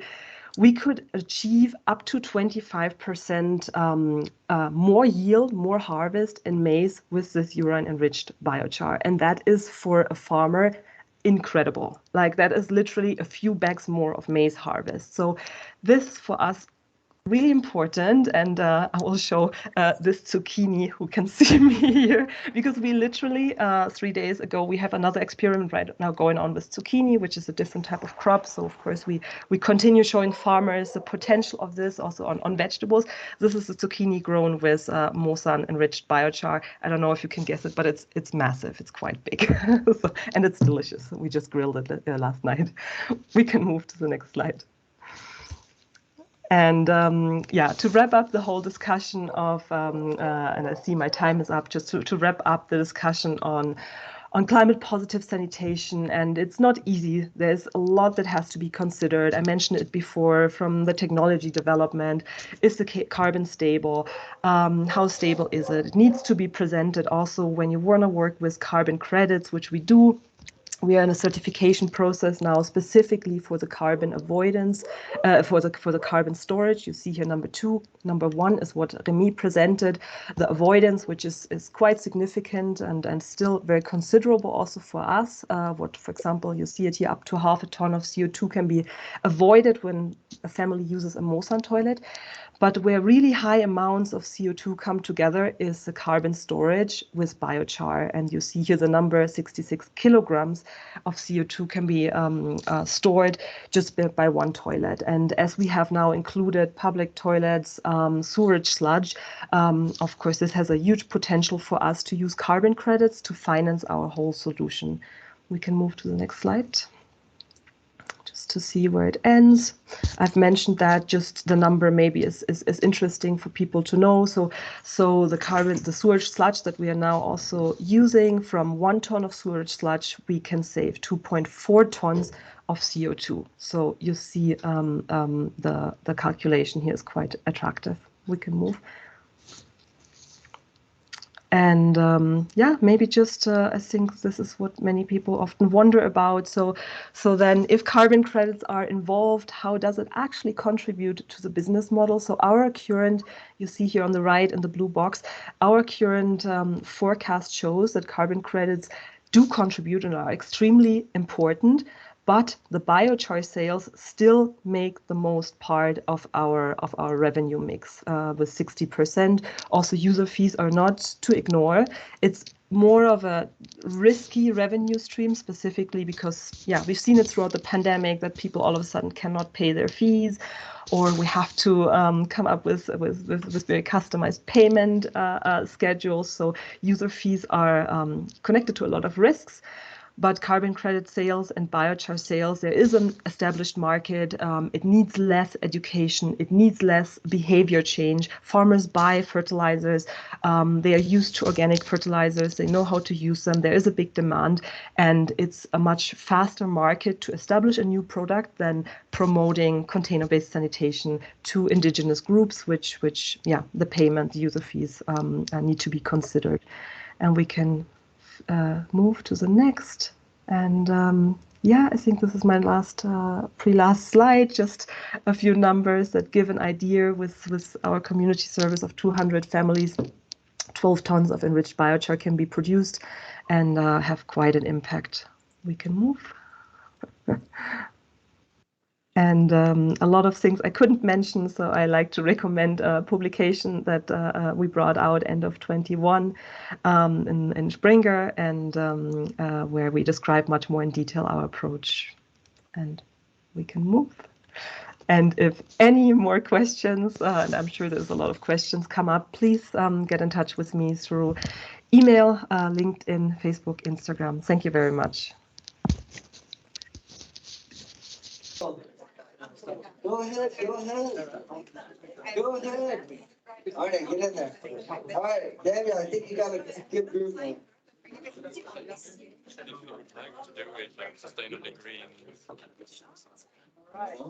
People think that, okay, I want to do it, but it's going to lose value. Welcome back. We're getting to the final stretch. My house. Not quite. Believe it or not, we're really not at the end. We'll get there. How's everybody feeling? But the power plant. Where's everybody? The people, we had all this ladies snuck out. They said they're coming back though, Dan. They might miss out on one of the most interesting things of the day. I'm handing over to this man, Daniel. All right. Thanks a lot. Everybody around. And we're celebrating and doing a fantastic job.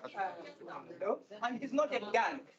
But we want to appreciate him midway so far. So a round of applause for John. Yeah.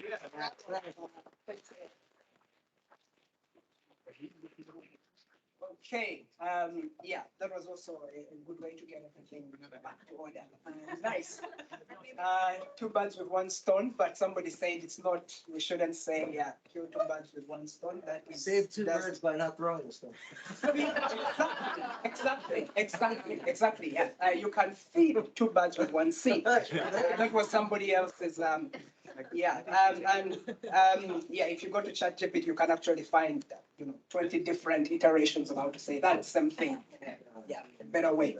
Okay, my name is Daniel Diva. I work here at the Stockholm Environment Institute, and I work on what exactly this session is going to be. I usually tell people I work mostly with turning things like P and O into things like power and protein. I'm yet to find other P words to add to that to make it, sizable enough. But yeah, we're going to be talking about resource recovery in the context of sustainable sanitation, and we have quite a diversity of things in a smorgasbord that we're going to be sharing today with people from all over the world, pitching in to share about their ongoing work. But without further ado, I will start us off with Katie Allen, who is joining us online from Leeds University, and she's going to be posing a question to us. Can feces feed the world? Yeah, with ecological sanitation.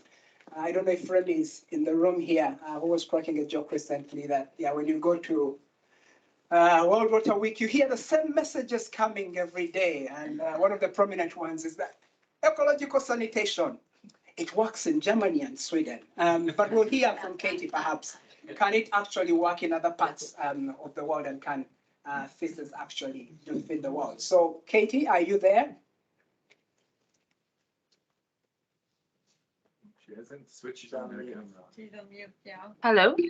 Yeah. Perfect. Yes, we can hear you. Amazing. Yeah.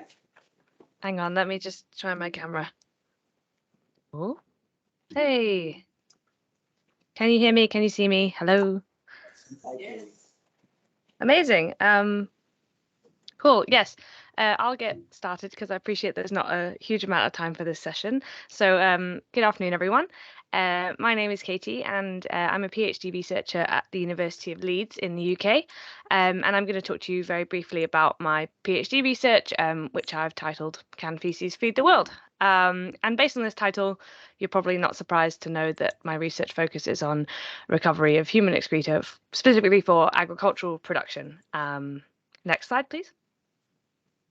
So I'm sure I'm preaching to the choir, but hopefully you all know feces and urine can offer benefits for farming that are not easily found in many other waste streams, which is why it's kind of makes such a useful resource for agriculture. And the three major constituent components of that are organic matter, nutrients, and water. So a couple of quick stats. As humans, we excrete 22,000 tons of organic matter every day. And organic matter has been linked to improving soil quality, which is a significant resource when we consider how global agricultural soils are becoming degraded due to intensive agricultural practice, which overall kind of undermines the soil's ability to support the growth of nutritious food. So when we also consider agricultural nutrients, the major three being nitrogen, phosphorus, and potassium, those that are found in human excreta could replace chemical fertilizers to a value of approximately $26 billion per year based on the price of chemical fertilizer, and also would reduce a huge amount of energy and emissions that are associated with the production of that fertilizer. And finally, we shouldn't forget about water. And not only the water from wastewater, but also the water contained within feces and urine themselves. And water is essential to agriculture. It's an industry that accounts for about 70% of all global freshwater extractions. So yeah, that's kind of a really quick summary of the theoretical support for answering my question of whether feces can feed the world. But I'm kind of interested in what evidence there is of that in practice. And my work is about building up that evidence base. But if anyone here has ever done research or a PhD, you probably know that you can rarely do all the hundreds of things that you want to do, and you have to sort of narrow down your focus. So next slide, please. So my focus specifically is just on composted fecal sludge, which otherwise I term human manure. It's a term I really like, and I encourage you all to start using it. And just quickly, why am I focusing on that? Well, as we've heard from a few other presentations about the sort of importance of container systems and that kind of thing, the on-site sanitation systems is my focus because not only are they underrepresented in academic literature when it comes to this resource recovery space, despite being the dominant form of sanitation service worldwide, it's also the fact that there's quite a substantial overlap between the places which utilize this kind of sanitation service and places that would also stand to benefit the most from resource recovery, specifically for agriculture. And then secondly, why composting? Well, it's obviously only one option, but it is a low cost and simple treatment technology which can be relevant across a wide range of contexts, from an individual household level all the way up to an industrial scale operation. And it produces a product which is immediately useful for food production. And when compared with kind of more extractive technologies like nutrient capturing, composting obviously uses the entirety of the toilet material, which makes it attractive from a kind of zero waste circular economy perspective. So next slide, please.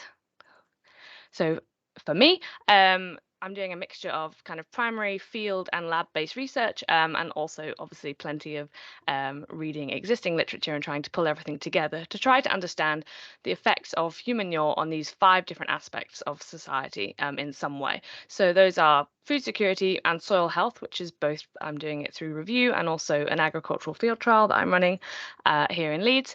Then public health through thinking about risk and then comparing kind of kind of pathogen health risks, which is something we think about a lot, but actually considering risks of business as usual settings, kind of current agricultural practice and agrochemicals and these kinds of things, are saying, well, actually, if we did it differently, maybe it's not as simple as saying that, you know, reusing feces could be dangerous, but actually what is the baseline that we're comparing to.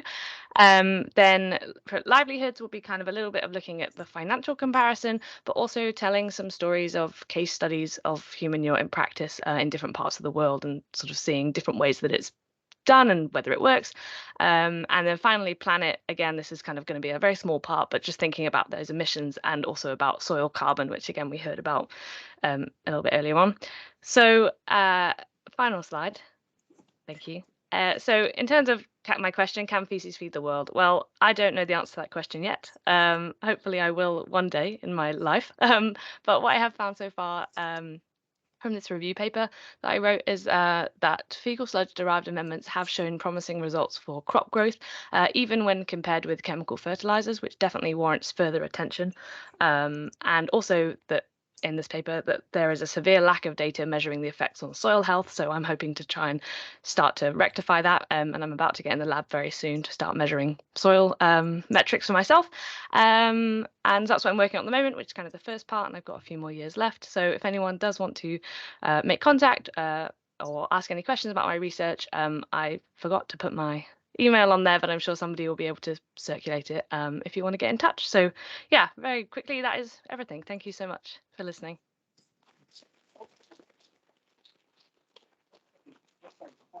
Thanks a lot, Katie. And you said you don't know the answer to that question yet. Maybe that's an advert for the next SuSanA meeting that will be here in Stockholm next year. Maybe you can come back and tell us what answers you've got by then. Sure. Yeah. Otherwise, is there anybody with just one question to Katie? Too fast. Okay. Okay, so everything was very clear.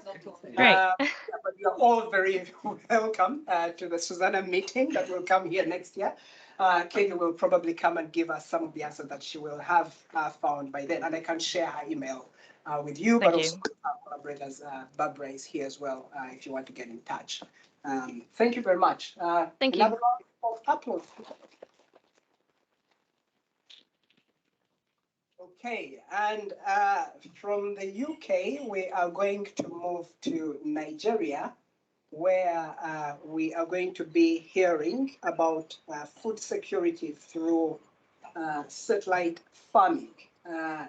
This is Sunday, Andrew Opoke, who heads the Sako City Foundation. He's not here in person, but and he sent a video. That is going to share with us what they're doing about satellite farming and how that is contributing to food security. So I'll play the video. Thank you very much. Here is World Water Week in Stockholm, Sweden. My name is Engineer Sony Andrew Opoke, PhD, KSP. I'm the founder of Super City Foundation. I am making a presentation in this World Water Week here in Stockholm, improving food security through satellite farming. And then we'll be expecting definitions, proposed prospect, process, and what we offer in this. Then we'll be looking at what is food security. Food security can be defined as meaning that all people at all times have physical, social, economic access to sufficient, safe, and nutritious food that meets their food preferences and dietary needs for an active and healthy life. Then we have components, which is availability of the food, accessibility to the food, utilization of the food, stability of the people, economy, and then also indicators. What are the indicators? There must be farming. People must go to farm, must have farm, crop production. There must market. There must be access to water. There must be dietary diversity. These are components. Then what is satellite farming? Satellite farming, this is a process of using satellite monitoring in farming system to increase yield, to improve yield, precision, and early detection of issues with crops. It can also be said to be the system using satellite data to monitor crop growth, water, climate-related conditions such as biomass, temperature, and precipitation. It can also be said to be a process can be used in detecting and controlling pests and diseases, understanding water, nutrient status and planning crop nutrition programs. What's the aim of this whole thing? The aim is to increase farm income for farmers through satellite remote sensing to easily access and visualize satellite data over any farm on the globe, and also to improve food security and wealth creation for the people. So, what are the purpose and prospects?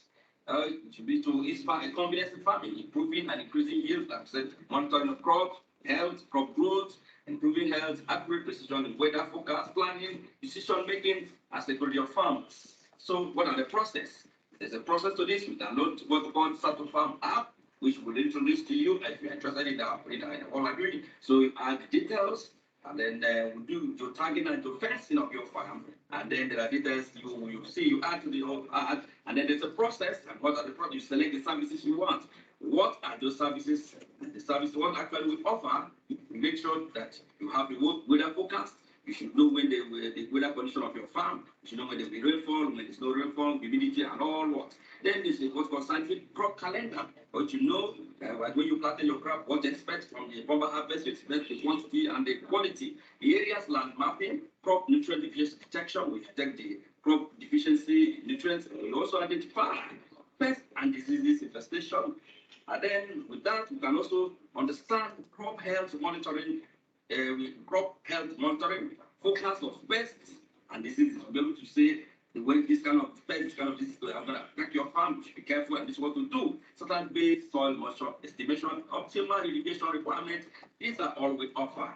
So then we're talking about introducing you to Start Farm app, and then the process, how to use the app. Like I said, you need to download the app, then you need to walk around your farm, take what's called your fencing, your tagging on your farm, or you can use a Google Earth to draw your draw your farm. And as long as your farm has digitalized and sent to satellite, then the magic has started.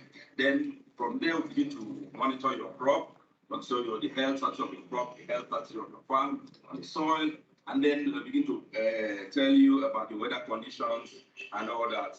And then so that whatever you need to improve your crop, because the whole essence is to make sure you have bumper harvest. So by the time you know the type of disease that's about to attack your crop, and then solutions to it, and then even if it's attacking it already, then we have solutions to it. In fact, as you download the app and all the necessary knowledge given to you, with that, there's no way you cannot have bumper harvest. Thank you very much. We will be meeting you more. Cost of time, we will be ending it here. Stay, I wish you good luck. Why stay, Stockton? Then have beautiful outing for this World Water Week. I am still your friend, a water consultant, wash consultant, engineer Son Andrew Boke, PhD chemistry. Remember. Okay.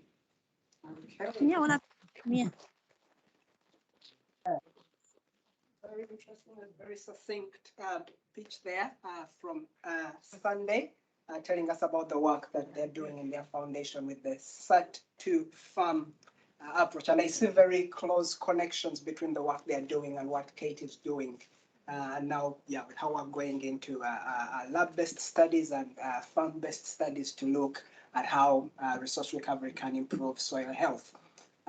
Maybe there's opportunities there for collaboration between the members of the working group on resource recovery. Unfortunately, Sunday is not here with us in person or online, so questions cannot be posed right now, but I'm sure this will be later posted on the SuSanA forum, the only forum about sustainable sanitation in the world that has been around for the past 2 decades going. So, so questions will be posed to Sunday there, and I'm sure he can respond to them. But moving on from digital approaches to satellite farming and management of crop health, we are going to come now to Stockholm and learn a little bit about something that our team here is starting up, which we'll call the Resource Recovery Toolbox. And I am working on this with my colleague Linus, one of the tallest men in the room over there. So we can identify him and so you can chat with him also about this. So the thing is that, we've been talking about how can we take advantage of the different crises, biodiversity crisis, pollution crisis, the climate crisis, and how can we take advantage of these to push forth the message about sustainable sanitation. And in the context of resource recovery is that, this is one way to respond to multiple crises at the same time. To meet all these global challenges of resource scarcity, growing populations, but also to tackle the pollution problem that comes from fecal waste or sanitary waste streams. We do need to recover resources, nutrients, water, energy, organic matter, etc. But the problem is that it's difficult for people that want to go ahead and, do resource recovery initiatives to navigate the vast amounts of resources, the diversity of resources that are available to help them in one way or another go about their resource recovery initiative. There is decision support tools and softwares like Revamp, which is also something from here, SEI. Samson's, there is tool guides or guidelines and manuals about black soldier fly processing, about market-driven approaches to, fecal sludge resource recovery items. There is a guide that was made by our colleagues from SLU about, products and technologies for resource recovery. There's a multiplicity of different resources that are useful, for everybody that wants to take this journey of resource recovery, but they are scattered across different platforms. And so far in the sector, we do not yet have a good way of collecting all these together and curating them so that people can access them and discover them. What we are proposing here to do is to put together an open access web platform where all these different tools that are relevant for resource recovery can be curated and made more discoverable to people that want to use them. So why does this exactly matter? If there are people that are developing tools, guidelines, softwares, etc., this can provide more visibility to their work through cross-posting or linking from this platform to where those platforms have their homes or their digital homes, as it were. But then also for potential users of these different tools, guidelines, and other resources, this can provide more discoverability and access to these tools. So this is something that we want to do and contribute to bridging between knowledge and action. So what are we going to be doing? We're going to be collecting all these tools, creating the platform, of course, and possibly, of course, bringing in together now all these, new technologies about artificial intelligence to crawl through the web and find all these relevant resources that can be useful for resource recovery, and then curate these and share widely for everybody that is interested in resource recovery. How can you get involved? If you are, somebody that is with the web development, yes, we want to partner with you to create this platform in a way that is most accessible and useful to people in the resource recovery community. If you have a tool, a resource, a guideline, software, etc., that is useful, and you think you would like to share that with the wider community, we would like to include that and provide more visibility and discoverability to that resource. But also, if you're just interested in resource recovery, you want to implement something, please get in touch as well and let us know how this can be created in a way that can best meet your needs. And we do have a web page that you can read more about this platform that we'll be setting up. And you can also get in touch with me or my colleague Linus to learn more about this.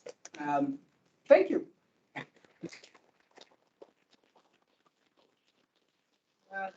So I am serving as a moderator and a presenter at this time. So I will allow one question, probably not very democratic for now, but it will work. If there's anybody with a quick question to me for now, please.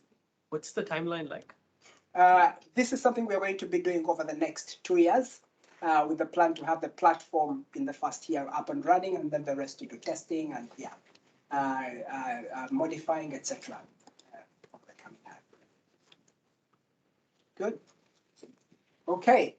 Is that a question? Yeah. Are you planning to have it on SuSanA? We have not yet, discussed that or decided, but that's something that is an option that we are looking at. I know.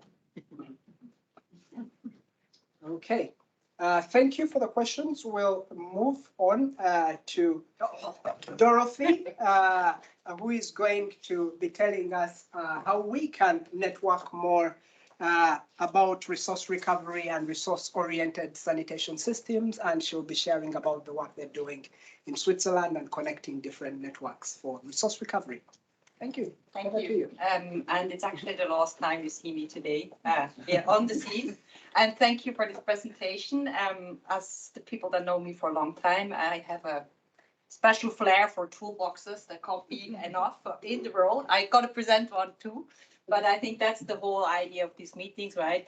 Coming together, presenting different initiatives, and then work together. And thanks for the opportunity. So what I'm presenting is not, it's actually Va-Loo. And that's the newest Swiss baby, I would call it. And it's an association called Va-Loo, which aims of making value from what goes to the loo. And I present that because I want to announce it and also announce an event to it, and it's related to the topic of connecting the network. So having SuSanA as a network and local networks and working together and sharing resources and channels. And the objective of this association, it's actually a kind of a group of Swiss people, including great startups like MOSAN, Max Grau from University of Applied Sciences, many people from Eawag, but also private sector initiatives or even architects that have the common vision of circular sanitation in Switzerland. And the main focus, I would say, is around advocacy work, because that's one challenge that we identified in Switzerland. A short history that was born out of a tradition we had in Switzerland to gather for a dinner at World Toilet Day at a Compotoy, which is the biggest composting toilet provider in Switzerland. This couldn't happen in 2020 while we did it online and decided at this event that we actually need an association to formalize our gatherings a little bit more and to make them more regular. And we were so happy to get some money from the Migros Pioneer Fund. So we now actually not only have a board that is working for free, because boards do that, we also have a secretariat that is boosting the activities by coordinating them much better and helping us with the outreach. We have 4 working groups: advocacy, knowledge and awareness, international collaboration, and roadshow. I mentioned advocacy work is very important in Switzerland. So this is a highlight from the advocacy work group. So we had actually in Switzerland the revision of the environmental protection law. And I mean, if you know that's happening and you're quick, and we were happy to have some people that know politics very well in our group, we were actually able to make, together with all the different signatures of Va-Loo, to make a suggestion how to include wastewater in the amendment for circularity, which was so far only focusing on other solid waste. We also have impact projects. So we have one project looking together with the ministry on the quality of composted feces, and that's something that is needed in Switzerland. If you want to have authorities to provide legal basis, they need some first-hand experiences. We have a very nice infographic, which I invested some time in, and it's available online for free in different languages.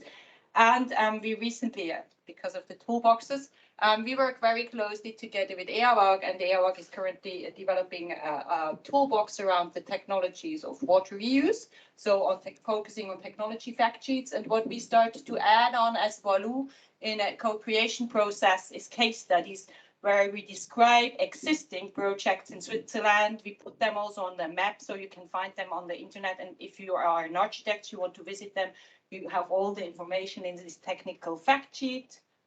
And you can go and visit them. Yeah.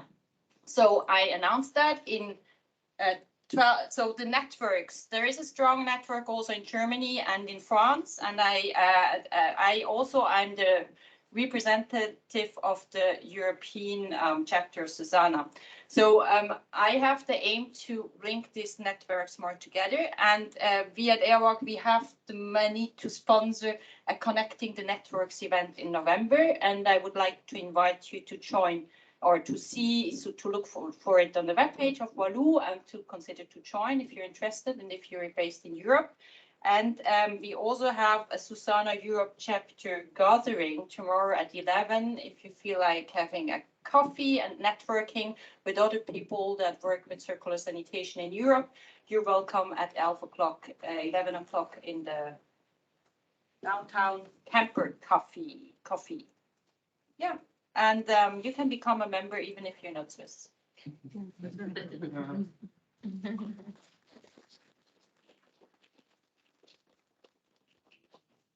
Thank you very much, Dorothee, for a very succinct overview of the work of Va-Loo and the networks that are working in this area.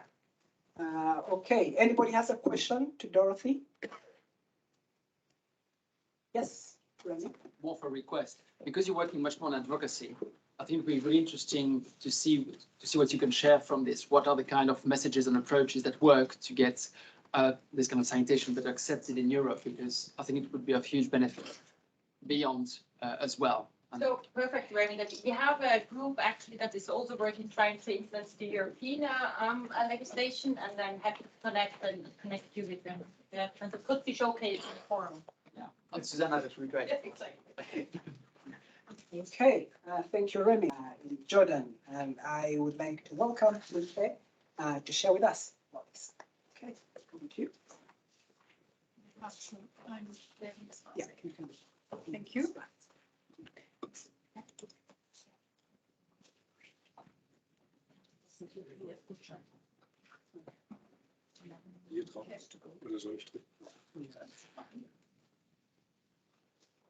Okay, thank you. I have the honor to be the last presenter, I think, of all the thematic discussions, so I'll try to keep it sharp for you.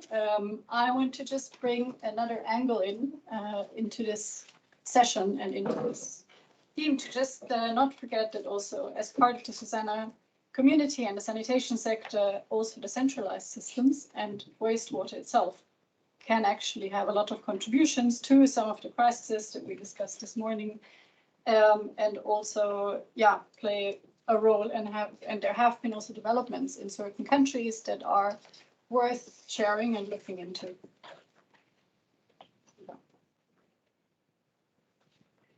Yeah, so I want to talk to you about wastewater reuse in Jordan.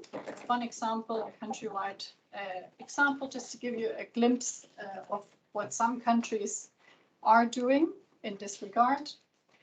Just a few short informations for you. Jordan is one of the most water scarce countries in the world. There are different reasons for that. There has been a lot of population growth over the past years due to also migration. It's an arid and semi-arid region with insufficient rainfall. The water resources are depleting every year. And all of these already existing challenges have been even exacerbated more by climate change and by increasing water demands from different user groups. And so all of this has actually made Jordan realize the necessity to reuse treated wastewater. I think it was not a decision, Jordan was forced to reuse treated wastewater. And this is also why, as a country, it is one of the leaders in this field that one can look into. So in Jordan, about 15% currently of all the water that is used in the country is from treated wastewater. Just a few more informations for the technically averse people here. Jordan has currently about 29 wastewater treatment plants that treat around 200 million cubic meters of wastewater annually. And out of these, 91% are being reused. And reclaimed water, mainly coming from treated wastewater, is primarily used for restricted irrigation. Jordan has quite strict standards for agriculture, especially. It's either being used directly or it is blended with fresh water on a larger scale of reuse all over the country. And about 30% of all the water used by farmers, for example, is coming currently from treated wastewater. And in the Jordan Valley, which is a bit on the upper part of the Dead Sea, it is actually around 45% of all the irrigating water that is coming from treated wastewater.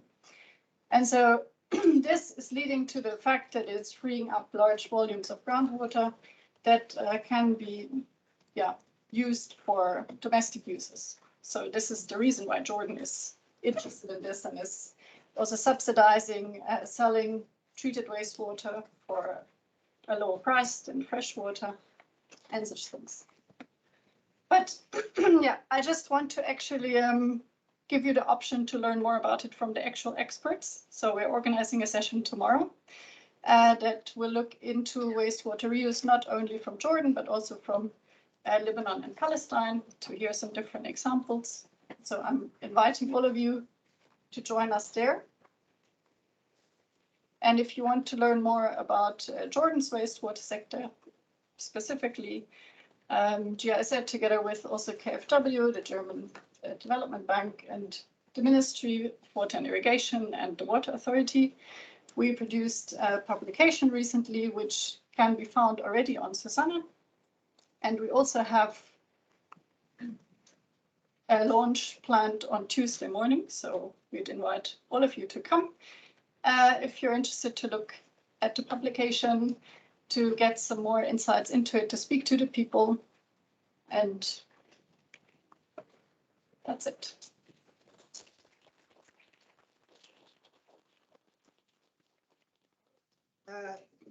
Anybody with a question to mention? Yes. Over to you, Jennifer. Thanks. I'm just curious a little bit about, are you also talking about the possibilities for fertigation and nutrient recovery since it seems like it's primarily really used in agriculture? Is that also on the agenda, and specialized treatment options for keeping the nutrients in the water, but making it clean enough to reuse? Yeah, I mean, the focus is really on reusing the water itself, because the water scarcity is the biggest challenge in Jordan. But there is also a lot of work being done, for example, on sludge recovery as being part of the wastewater process. So there are discussions also with the agriculture sector in Jordan. There are lots of projects going on and pilots, and also in the publication, we have a section that looks into resource recovery from sludge, also energy.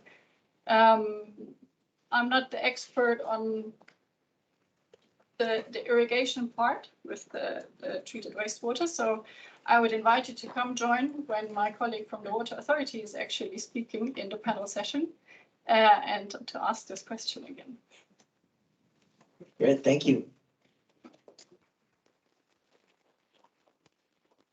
Okay, we are now really on the home stretch, everybody. This is our final session, session 4 of the day. It's the SuSanA updates time. And this will be a hybrid and in-person session, or online session. For this, I'm going to first hand it over to the SuSanA Secretariat and also to the Global Steering Committee. So we've got Daphne and Rohini again. Okay. So over to you, Daphne. Thank you very much. And this will actually be a quick commercial break, because I will be talking about our activities at the World Water Week. And SuSanA has prepared quite some activities and also some co-convening sessions. And I'm just quickly going to present them to you and promote what will happen at the World Water Week. So SuSanA will be present and host a SuSanA booth together with the Swiss Water Partnership. We will be located on the 5th level. You will easily find us because we will be the one with the green, very bright green background. So you will recognize us. We have prepared some activities, including a Let's Talk period film screening on Monday with Fatma. Some of you already have met her. There will also be some pitches on container-based sanitation and mechanized pit emptying on Wednesday. And then, Mijthab already mentioned it, on Tuesday there will be the one and bingo. Yes, and also something to mention, we have a coffee machine, so if you need a break, come to us.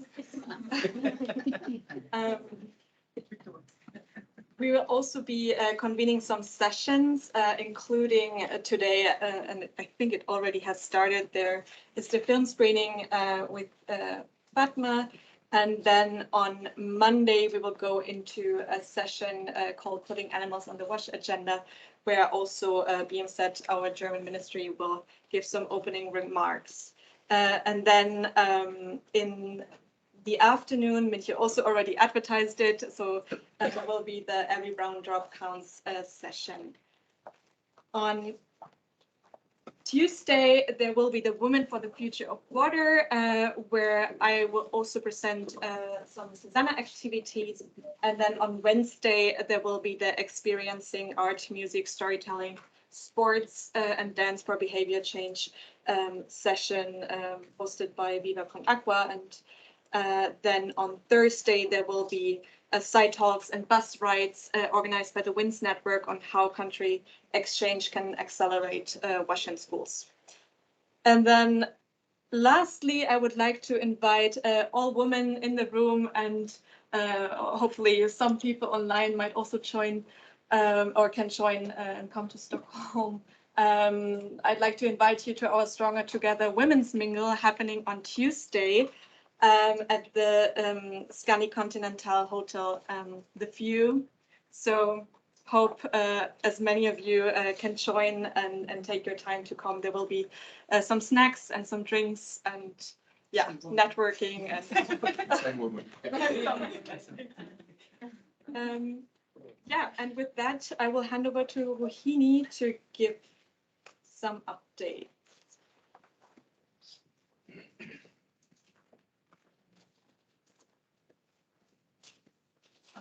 Thank you. I think for a few of you, it's maybe a repetition. These are GSA members. Most of you already met. So we don't have Karthik here, but he will join in Water Week. So like just to give you a background, as we have done, most of you know, like in 2021, that's where we developed a concept note or a concept paper on SuSanA 2.0. It's available. Even if anybody wants to see, you can go and look into our website. We had an election, so as a result, all of us are here. 6 out of 7 of us are here. We had a good onboarding from Secretariat. We understand what is happening earlier and what our roles are.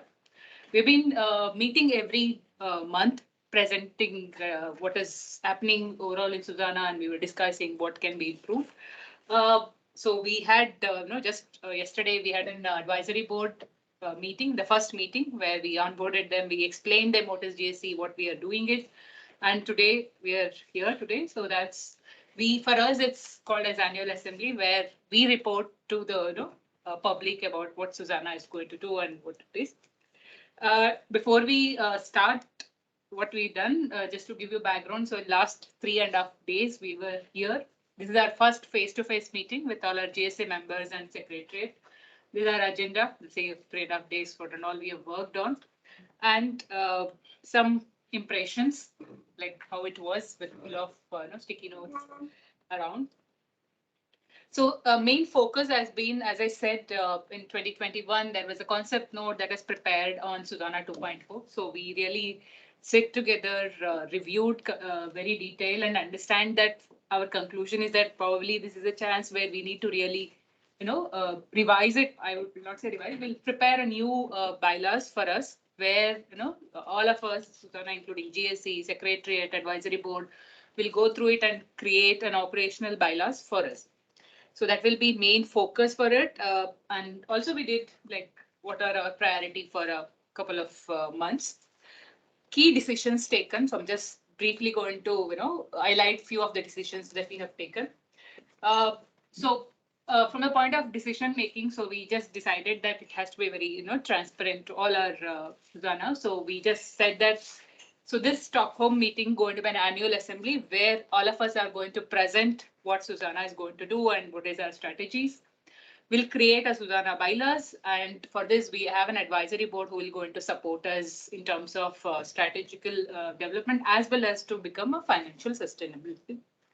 Then strategic orientation. So this is something we had TOR as per our SuSanA 2.0 concept note, but for us as a GSA member, this was something little bit that we added ourselves, saying that strategy, oversight, and guidance. So we support Secretariat and AB support us. So in that, as a part of our role, we think that overall SuSanA strategy and then guidance has to be part of our TOR, which is, I would say, we are revising or reworking on our own TOR that are present. And also, as a SuSanA thing, we also added advocacy is one of the key, activity that will taken up in the future. In terms of regional chapter, as morning also we're talking about, a lot of our works actually, done through our regional chapter. So we will have clear TORs, roles and responsibility for each of the regional chapter and each of the actor involved in these chapters, as well as GSC, Secretariat and Advisory Board. We'll have clear supporting system from our side to a regional chapter so that they can work better and support the sector. There'll be clear channel of communication will also be developed for regional chapters. So next is membership. I think some of you would have participated in our previous meeting. We talked about some of the membership to, little bit of, we divided into three. There are like subscribers, organizational members, as well as an individual members, looking at some fee structure. But in last 3.5 days that we discussed, we decided that we may not have any membership fee. We'll continue how we are doing now. We are still looking at some fee structure for our organizational membership, but that need to be discussed internally and then finalized. So as of now, we'll continue with what we are doing currently. So there'll not be any additional fee structures that we are looking at. Resource mobilization, this is something very important from SuSanA to be more sustainable. So we'll have a task force or a group which consists of our GSA members, advisory board and secretariat, who will look at long-term sustainability of our SuSanA, as well as will also involve some of the actively involved members so that they become a part of this. And they'll be also looking at some of the hosting arrangement, because most of today the BMZ via GSZ we have been getting a lot of funding, I would say base funding. So now we are also going to explore different funding options or hosting options, which will basically looking at increase our flexibility, means getting more funds and more supporting to the sector, get a resource flow, and also distribute a lot of workloads. Currently, the GIZ are managing everything. So we also want to have more resource to support. Then, as I rightly said, there'll be some task force who will work on this whole hosting organization and the arrangements. Last forum. So we talked about it, and today also many people said that forum will be very interesting. We need to continue. It is well accepted. We will continue with the forum, but probably there'll be a task group which will look into it and see how it can be improved so that it is more widely used. So those are the key decisions or the highlights of what we discussed in 3.5 days. I think that's with me. Thank you.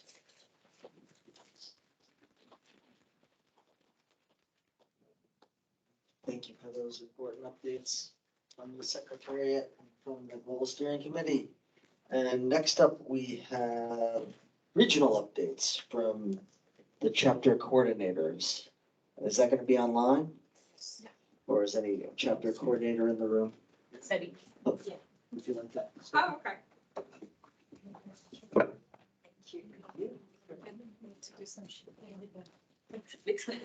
Oh, sorry.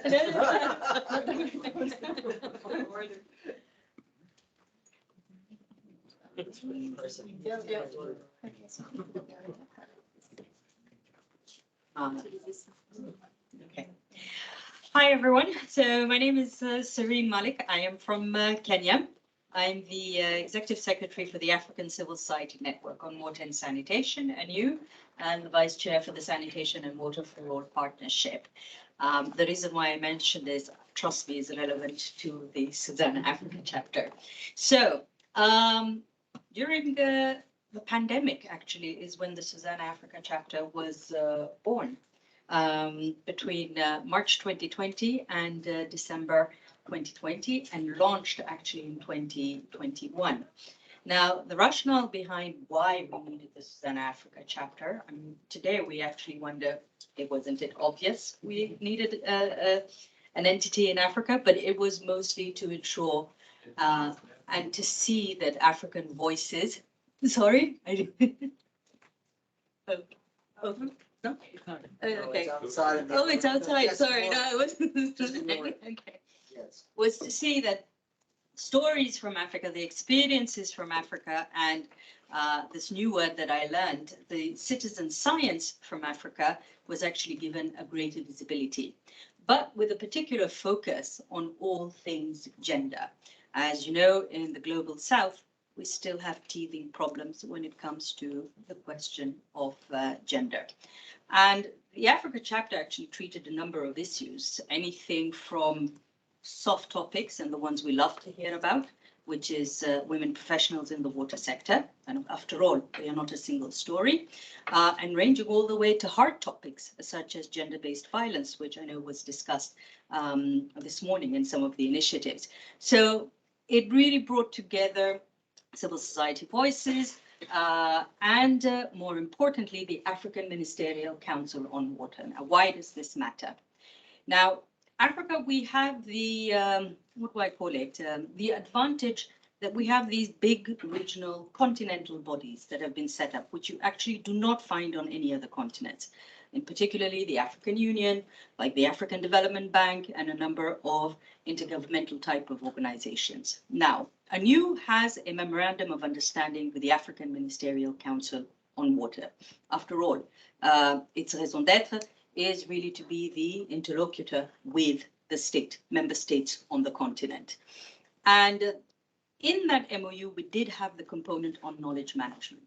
Now, while AMCAO, which is a purely government outfit, was running its hub of hubs and its knowledge management component with member states, ANU was actually running it parallel.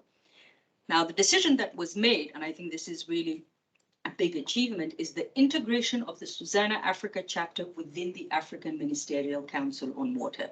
By that, I do not mean so much in terms of ownership, but in terms of amplifying the SuSanA Africa chapter and ensuring that we reach a much wider audience, which equally would include state officials, but also see that initiatives such as the African Sanitation Policy Guideline, which was launched by the member states, actually make it within the forums such as the SuSanA Africa chapter. So this is one of the initiatives that we have been currently working on. I know earlier on Chaiwe spoke about the integration of some of the women network as well within the SuSanA Africa chapter. Remember, the focus is really gender. This is what we're really pushing for. After all, again, we are not a single story. Women in water in Africa doesn't mean just that yellow jerry can, those romanticized pictures that we see. It's a little bit more. It was also to give an opportunity to women professionals, young women professionals, or anybody that was within the water sector to actually talk about their experiences within the sector, but also bring that specific type of data and learnings to this particular chapter. Now, not all is rosy. Yes, we've been moving slowly. Yes, we have the issues, of course, of resource mobilization, but the approach that has been taken is really in terms of posturing, positioning the SuSanA Africa chapter, embedded within the collective memory of the continent, and then let's see how things flow. Now, from a visibility point of view, we actually had a meeting with the Secretariat not long ago in terms of ensuring that we are beating the drums on the SuSanA Africa chapter. By that, I mean, we have the upcoming Africa Sun, Africa Water Week in November. Now, ANU is convening the civil society dialogue, and there we have actually put a session or are preparing for a session on the SuSanA Africa chapter to demonstrate, of course, the importance of knowledge. With AMCAO, we decided that we were going to merge our newsletters. Instead of everybody coming up with their own thing, we're coming up with one, which again includes components of the SuSanA Africa chapter. So this is where we stand. And I have no doubt that, with fantastic teams like at the Global Secretariat, with fantastic Chaiwe Sanderse, who does really most of the work, that this is something that will reach its aspirations. Thank you. I hope that was it. I also see the co-coordinator, Chaiwe's online. Did you want to just say something for a minute? 1 minute, please. Well, hello. I wasn't intending to. I think Serene really covered it nicely, but it's always great to say hello and looking forward to all the collaborations and all the engagements that this chapter has been really working hard to shape and to harness. So we're looking forward to engaging. So if anybody's interested in reaching out to us, Serene and I are really ready to have those conversations. As mentioned, it's mainly women, youth participation, knowledge management, and really driving the SuSanA agenda on the ground. So we are this extended arm of the SuSanA network that is really focused on local initiatives and local activities. Thank you. Thank you. It's great. You did have something amazing to say, but we really just wanted to see your face. So thank you for saying hello. Who's next? Hadil? Okay, thank you very much for having me today.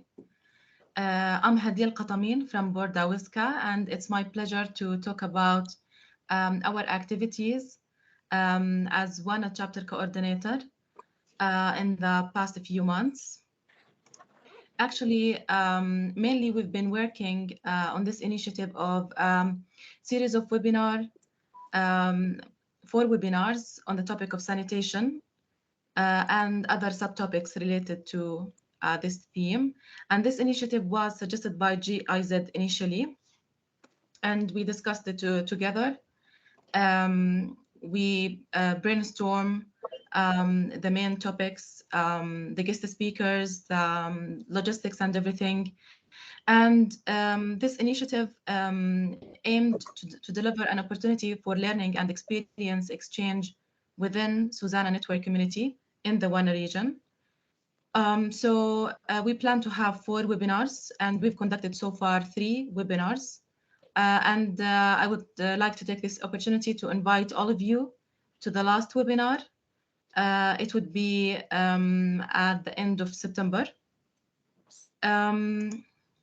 We have, as I said, conducted 3 webinars with the objectives to share examples of intersectional and cross-cutting issues within the field of sanitation in the WANA region, to motivate participants to share examples from their work and shape the debate and future developments in the field of sanitation within the region, to elevate voices of sanitation experts from different fields, practice and research and development, and also to further exchange between different countries of the WANA region. And we tried to target a wide audience. It was not only for professionals or technical people in the field. We targeted also students, people who advocates for sanitation rights, activists, researchers, or development organizations. So we tried to make the discussion open and wide and inclusive to everyone in the field. The first webinar was on urban and rural sanitation challenges in the WANA region. And it was on the 3rd of May. We had a lovely discussion with great guest speakers, including Engineer Ahmed Ziyad from the Greater Amman Municipality, Engineer Kamal Jalouqa from German Jordanian University, also Mrs. Jamila Douaihi from IFRC from Lebanon. And the discussed topics included, for example, examples on rural wash in the MENA region, water as an infrastructure element, examples from the Greater Zarqa municipality, and about how local authorities could work and collaborate in sanitation projects, solutions related to spatial justice and sanitation, and public-private partnerships. So also we aim from these discussions to inspire participants to catalyze discussions about initiatives that can be implemented elsewhere, not only in the suggested areas or in the mentioned areas in these discussions.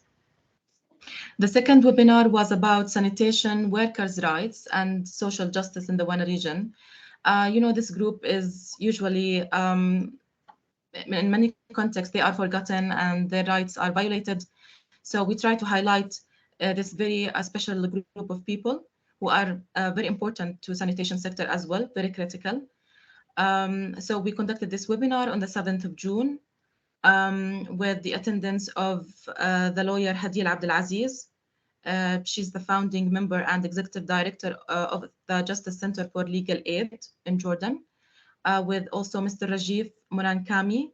He is a multi-country program manager in urban sanitation program, SNV, and also Dr. Manar Majid Hamid.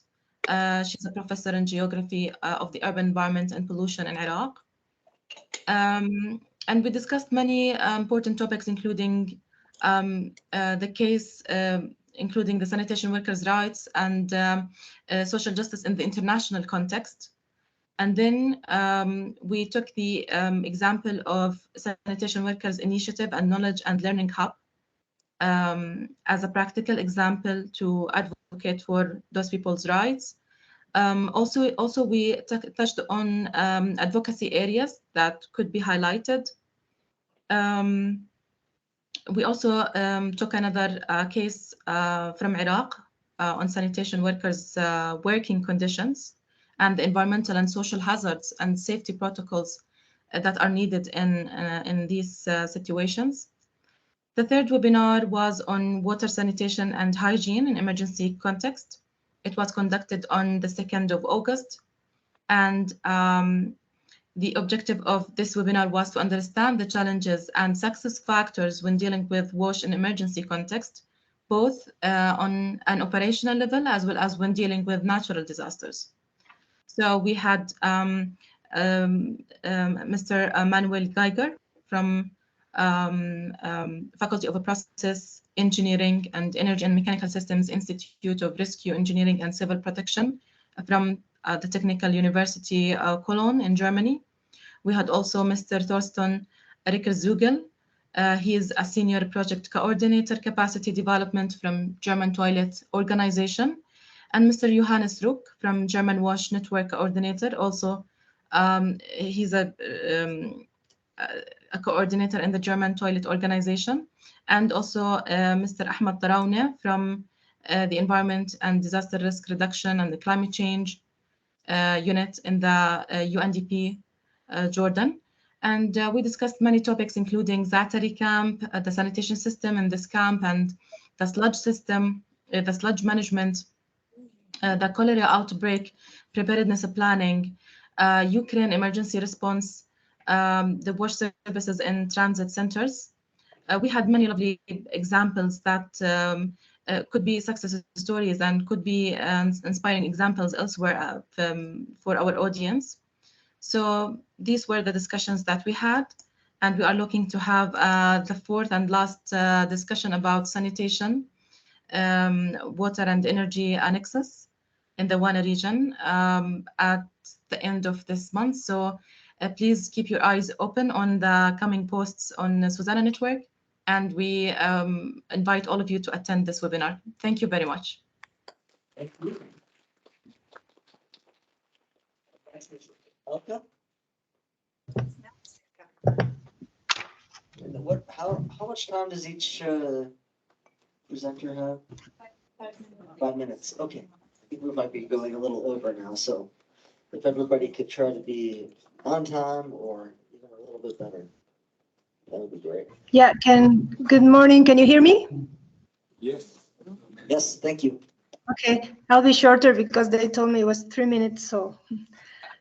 So good morning, everyone. My name is Elka Villarreal, actually the new SuSanA co-moderator of the forum since this year.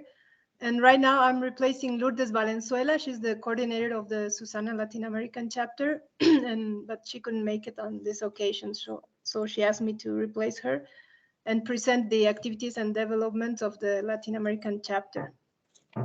So next, please. Well, we always like to mention that the strength of the SuSanA Latin America lies in the group of focal points as a way of working, coordinating.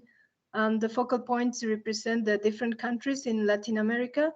This way, all the activities, like webinars, the newsletter, knowledge sharing, etc., take into account and include the WASH situation in each country. We have many similarities, but also differences. We've been working through bi-monthly meetings for coordination. Besides the focal points, some active members who want to participate also join these meetings. This year we have, for example, Habitat for Humanity, who's actively participating. And starting this month, the Toilet Board Coalition has also been participating. Next, please. Some of the formal activities we have are webinars, and we also have the semi-annual newsletter. This year we already had one seminar in May, and in the focal point meetings we decided to start with the certification of vocational skills in the water and sanitation sector. It's been an important topic in some of our countries, including solid waste. Next webinar will be in September, and we will present the SuSanA network, because we realized on the meetings that not even the focal points are using the network very much. They are not very aware of the forum, the way it works, etc. So in the meetings, we decided by consensus to refresh the information of the SuSanA's advantages, structure, components, and all the potentials it offers for the WASH practitioners. So it was an unanimous decision to dedicate this webinar to this topic. We hope it will give more dynamism to the Latin American participation in the forum. Also, the newsletter of the first semester was already published. Next, please. Another important thing to mention on this regional chapter is that in this 2023, the Inter-American Development Bank, through the SCAT Foundation, has provided a small fund to SuSanA Latin America for a moderator of the SuSanA Discussion Forum. That's me.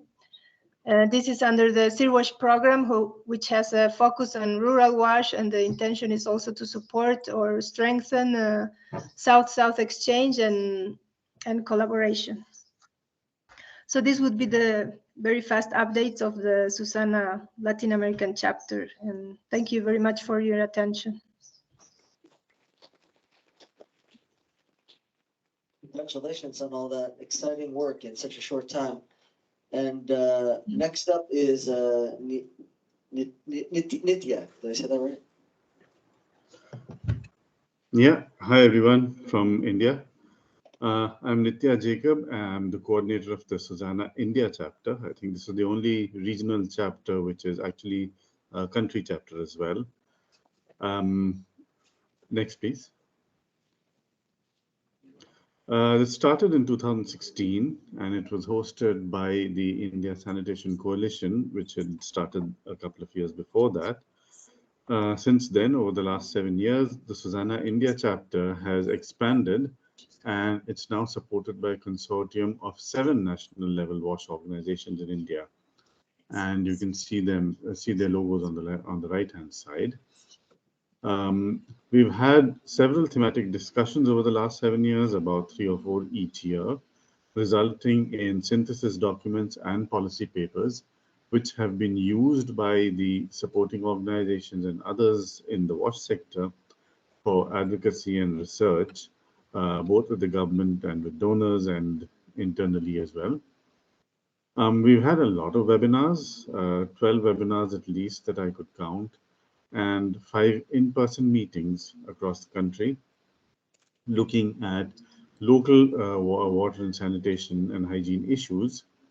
One of the notable successes we had in 2020 and 21 was related to the COVID pandemic, when there was a lot of discussion around wastewater-based epidemiology, and it resulted in protocols, that were used by city governments in India to test sewage for the presence of the COVID virus in different parts of the country. We have about 4,000 members on the mailing list, WASH practitioners from all over the country and the region, and about 2,300 chapter members of the South Asia chapter. Next, please. This year, we haven't had any discussions or webinars, but instead, we've been working with a consortium of organizations, Water for People, IRC, WaterAid, and UNICEF, and some Indian development partners working on WASH to conduct what's become the WASH sector assessment. And this process started last year, about a year ago, when this group sort of came together and decided to conduct an independent assessment of the WASH sector in India. A bit of context, the government had started two major flagship programs in India to promote sanitation and drinking water about 7-8 years ago. And those are kind of culminating over the course of the next year. So it was decided last year that we could conduct an independent assessment to see how these programs have actually strengthened the systems required to deliver sanitation services sustainably and at scale, going beyond 2024. We adapted a tool that was developed by IRC to conduct such assessments, and we made it India specific.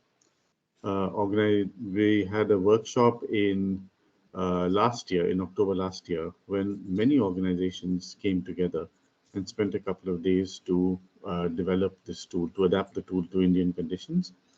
And then in May 2023, we field tested the kit. We had a state level workshop along with the state government and its WASH team, as well as the state level WASH team and the representatives from all the districts in one state of India. And it went down pretty well. The main recommendations have been shared back with the state government for action, and they have also been shared with the NGOs in the state as a kind of way forward. The next step in this is that we will be conducting a national level workshop this month in about a week's time to look at what's happening at the national level in water and sanitation and hygiene. And the information for that workshop is coming from a literature review of documents available publicly, as well as interviews with national WASH practitioners who are pretty much the heads of their respective organizations. And we're hoping that the government of India, the minister, and the various the officials from the two missions, Swachh Bharat mission and the Jal Jeevan mission, which provides drinking water, will also be able to attend this workshop. And we're hoping that the outputs of this workshop will be able to inform WASH programs of both the development partners and the government going forward, going beyond next year. The partners have used the results of our thematic discussions as well as webinars to advocate for change at the state and national levels. And we're hoping that the WASH assessments that we do this year will also be similarly used.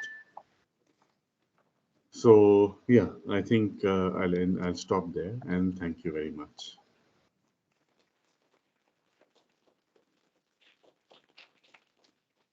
Great. And Sareen, you already gave your update, so I think we can. Okay, now we move to the SuSanA forum, and we're going to call on the forum moderator to say a few words. We're not exactly sure which one of you is giving the update, but hopefully you know.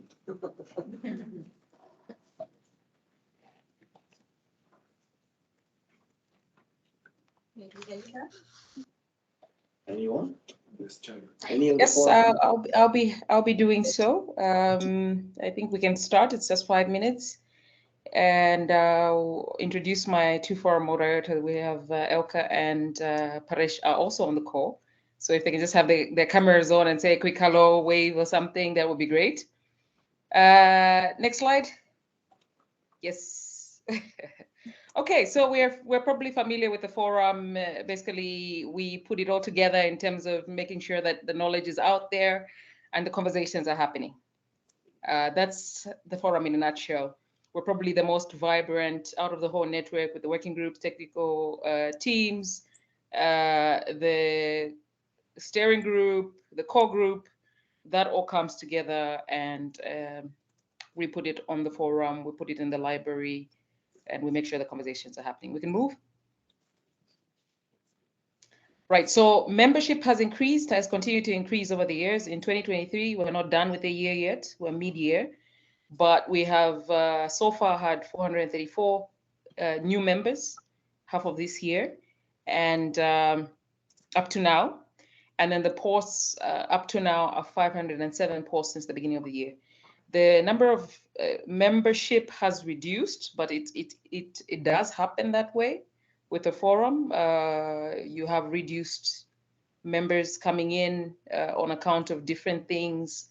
It could be trends, recent trends as well, with new forums, new technologies, new access to information. We have competing platforms like social media, LinkedIn, Facebook, and the like. So we attribute that to that. Those are the assumptions that we've made on that.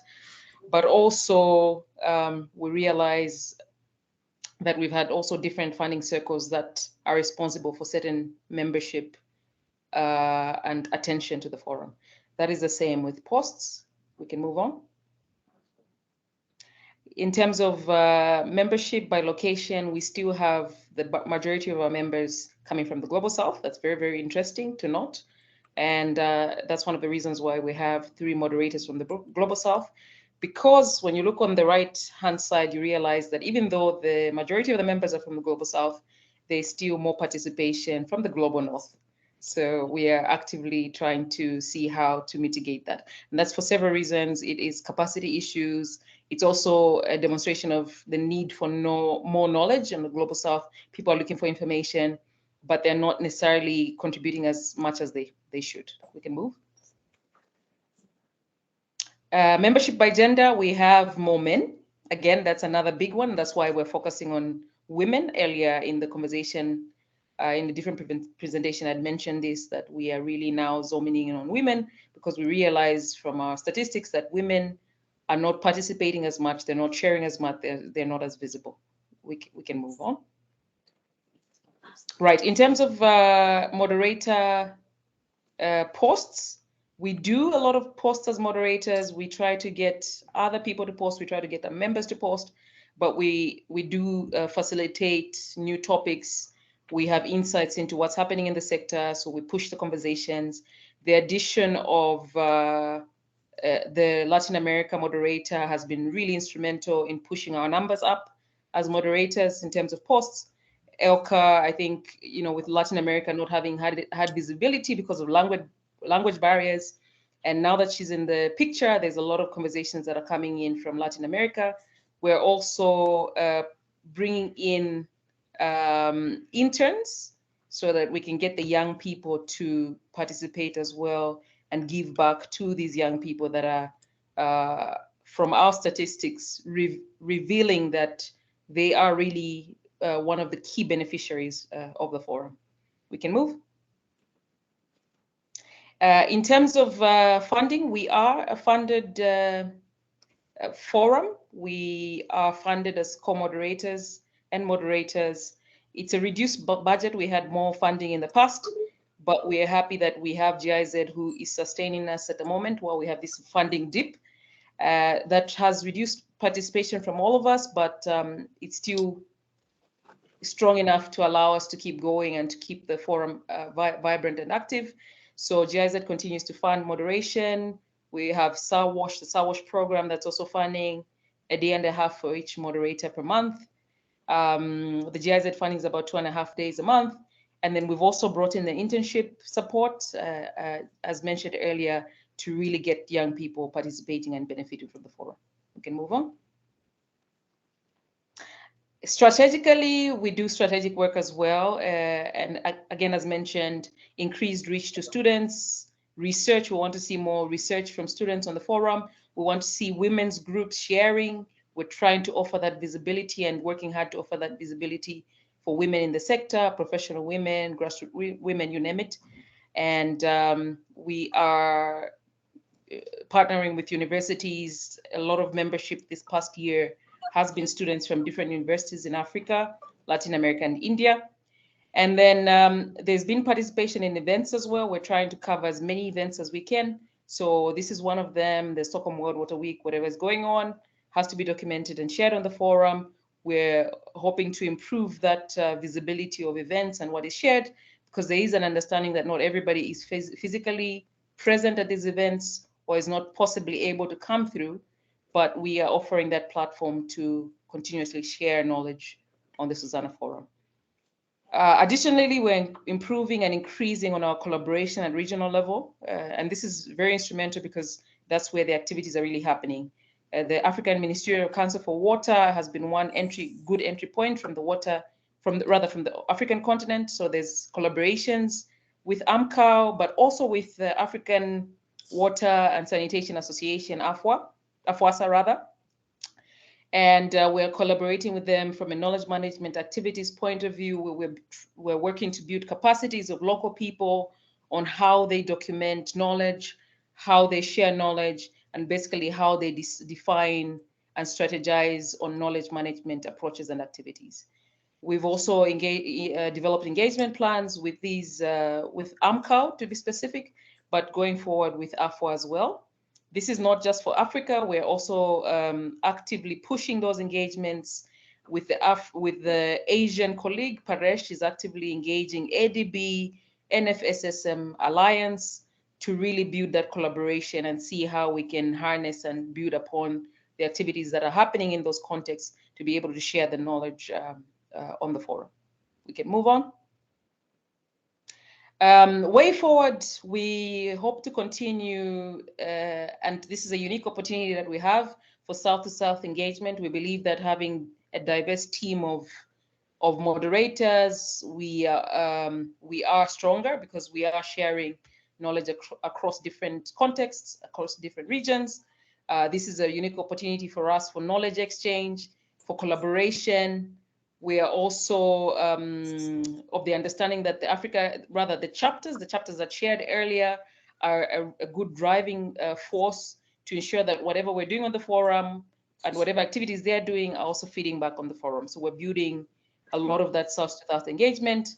Going forward in the next couple of months and the next couple of weeks, we will have series of webinars with key development banks from the different regions, so African Development Bank, Asian Development Bank, and the IDB in Latin America to enhance engagement around rural wash and sanitation, political commitments and strategies, interventions around knowledge management itself and how knowledge products can be produced better and made more accessible, how we can improve networking using platforms like SuSanA. And then also going forward, we want to continue to voice and create a stronger voice for gender and youth focus. I think that one has really, throughout the session today, been a resounding subject. And then finally, coverage of global and regional events. We realize that funding is not always going to be available for moderators, but also we need to be very resourceful in the way that we continue to participate on the forum and ensure that knowledge gets on the forum rather. So we are offering an additional resourceful service to cover events such as this one. There's a number listed there. So FSM, the World Water Week, the AfriSan that is around the corner, the NSS, Non-Sewage Sanitation engagement in South Africa coming up, the Iowa conferences that happen across the regions. We want to see if we can really get in there, really document, because that is what we're good at, documentation of events, documentation of these sessions, make sure that these sessions, once the conversations have happened, they're not just ending here, but they're continuing on a forum that is available and accessible to people that may not otherwise be at these events. So that's an active engagement that we're pursuing with a lot of the different networks and organizers and conveners of these events. So I will end here, and I hope I made the best use of the 5 minutes that I had. Thank you very much.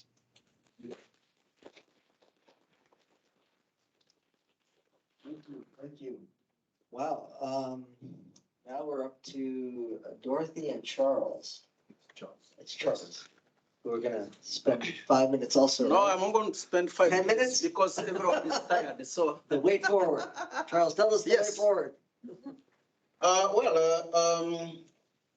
First of all, as we have had as you know, we have been here over the last 3 days, and then from yesterday when we had the meeting with the board, the advisory board, and then today, of course, with the annual assembly. We thank you so much for your participation. Really, this is very great, and that's what makes us also, to work with your support. Obviously, a lot of material has been presented today, and so, and you have also been told that some decisions were taken, in the GSC meeting. So our main role will be to follow up on those decisions, to make sure that we continue working as we have been working, meeting once every month, to make sure that we follow up on those decisions that have been taken. But also a lot of material has been presented today, and among the decisions that we are supposed to take or we are going to pursue include also advocacy. So when we talk about advocacy, we also include a lot of other material that has been absorbed from this holiday's work. More to do with issues relating to the fact that business as usual is no longer a solution. And therefore, we need innovative ways of working where we can bring, break taboos, for instance, as we have had in menstrual hygiene management, use innovative methods, for instance, dances, drama, and so on, and also increasing women participation in different sectors, including those which are really male-dominated. For instance, we heard about having women plumbers. I mean, I've seen so many plumbers, but I've never seen a woman plumber in my country.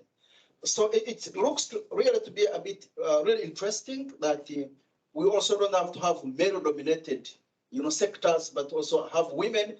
Maybe they will do plumbing better, and maybe we'll have, yeah. So, and then a lot has also been talked about in terms of catching, using crises and transforming them into opportunities so that we can use sanitation to solve some of these crises, including the issues to do with the climate crisis, including issues to do with the water quantity and the quality crisis, as well as issues to do with the fertilizer crisis, so that we can make use of, sanitation as part of the solution to this crisis. And finally, we talk about also issues to do with whether urine and feces can give fertilizers to actually feed the world. And then also, from what we have heard, there are so many tools, so many networks doing things. So to put things together so that we are not looking at, reinventing the wheel, but bringing resources that are available so that they can be accessed by, our partners or, sanitation practitioners all over the world to really work towards improving these issues and achieving sustainable sanitation for all. Thank you, and I know everyone is tired, but it has been a very productive day. And thank you, and so to see that we still have the room, having people at this moment is really great. And we thank you very much. We don't take this one for granted. Thank you. Thank you, Charles. Finally, it's, as we started in the morning, we have Arne and Madeleine to come and tell us what's next. Well, no, to close. Oh, the best is coming. The best is coming. From square boxes from Germany. Yeah, I think that we had I don't know, we shouldn't stay in front of that camera, it seems. I saw that it's like 250 to 300 slides, and that's not possible. And everybody who would have said me this is not possible said yes, but it's always like this. It's a run through of everything. It's a chaos. It's too much information, and then there we have some snacks outside and something to drink. And then you can try to say that what was this?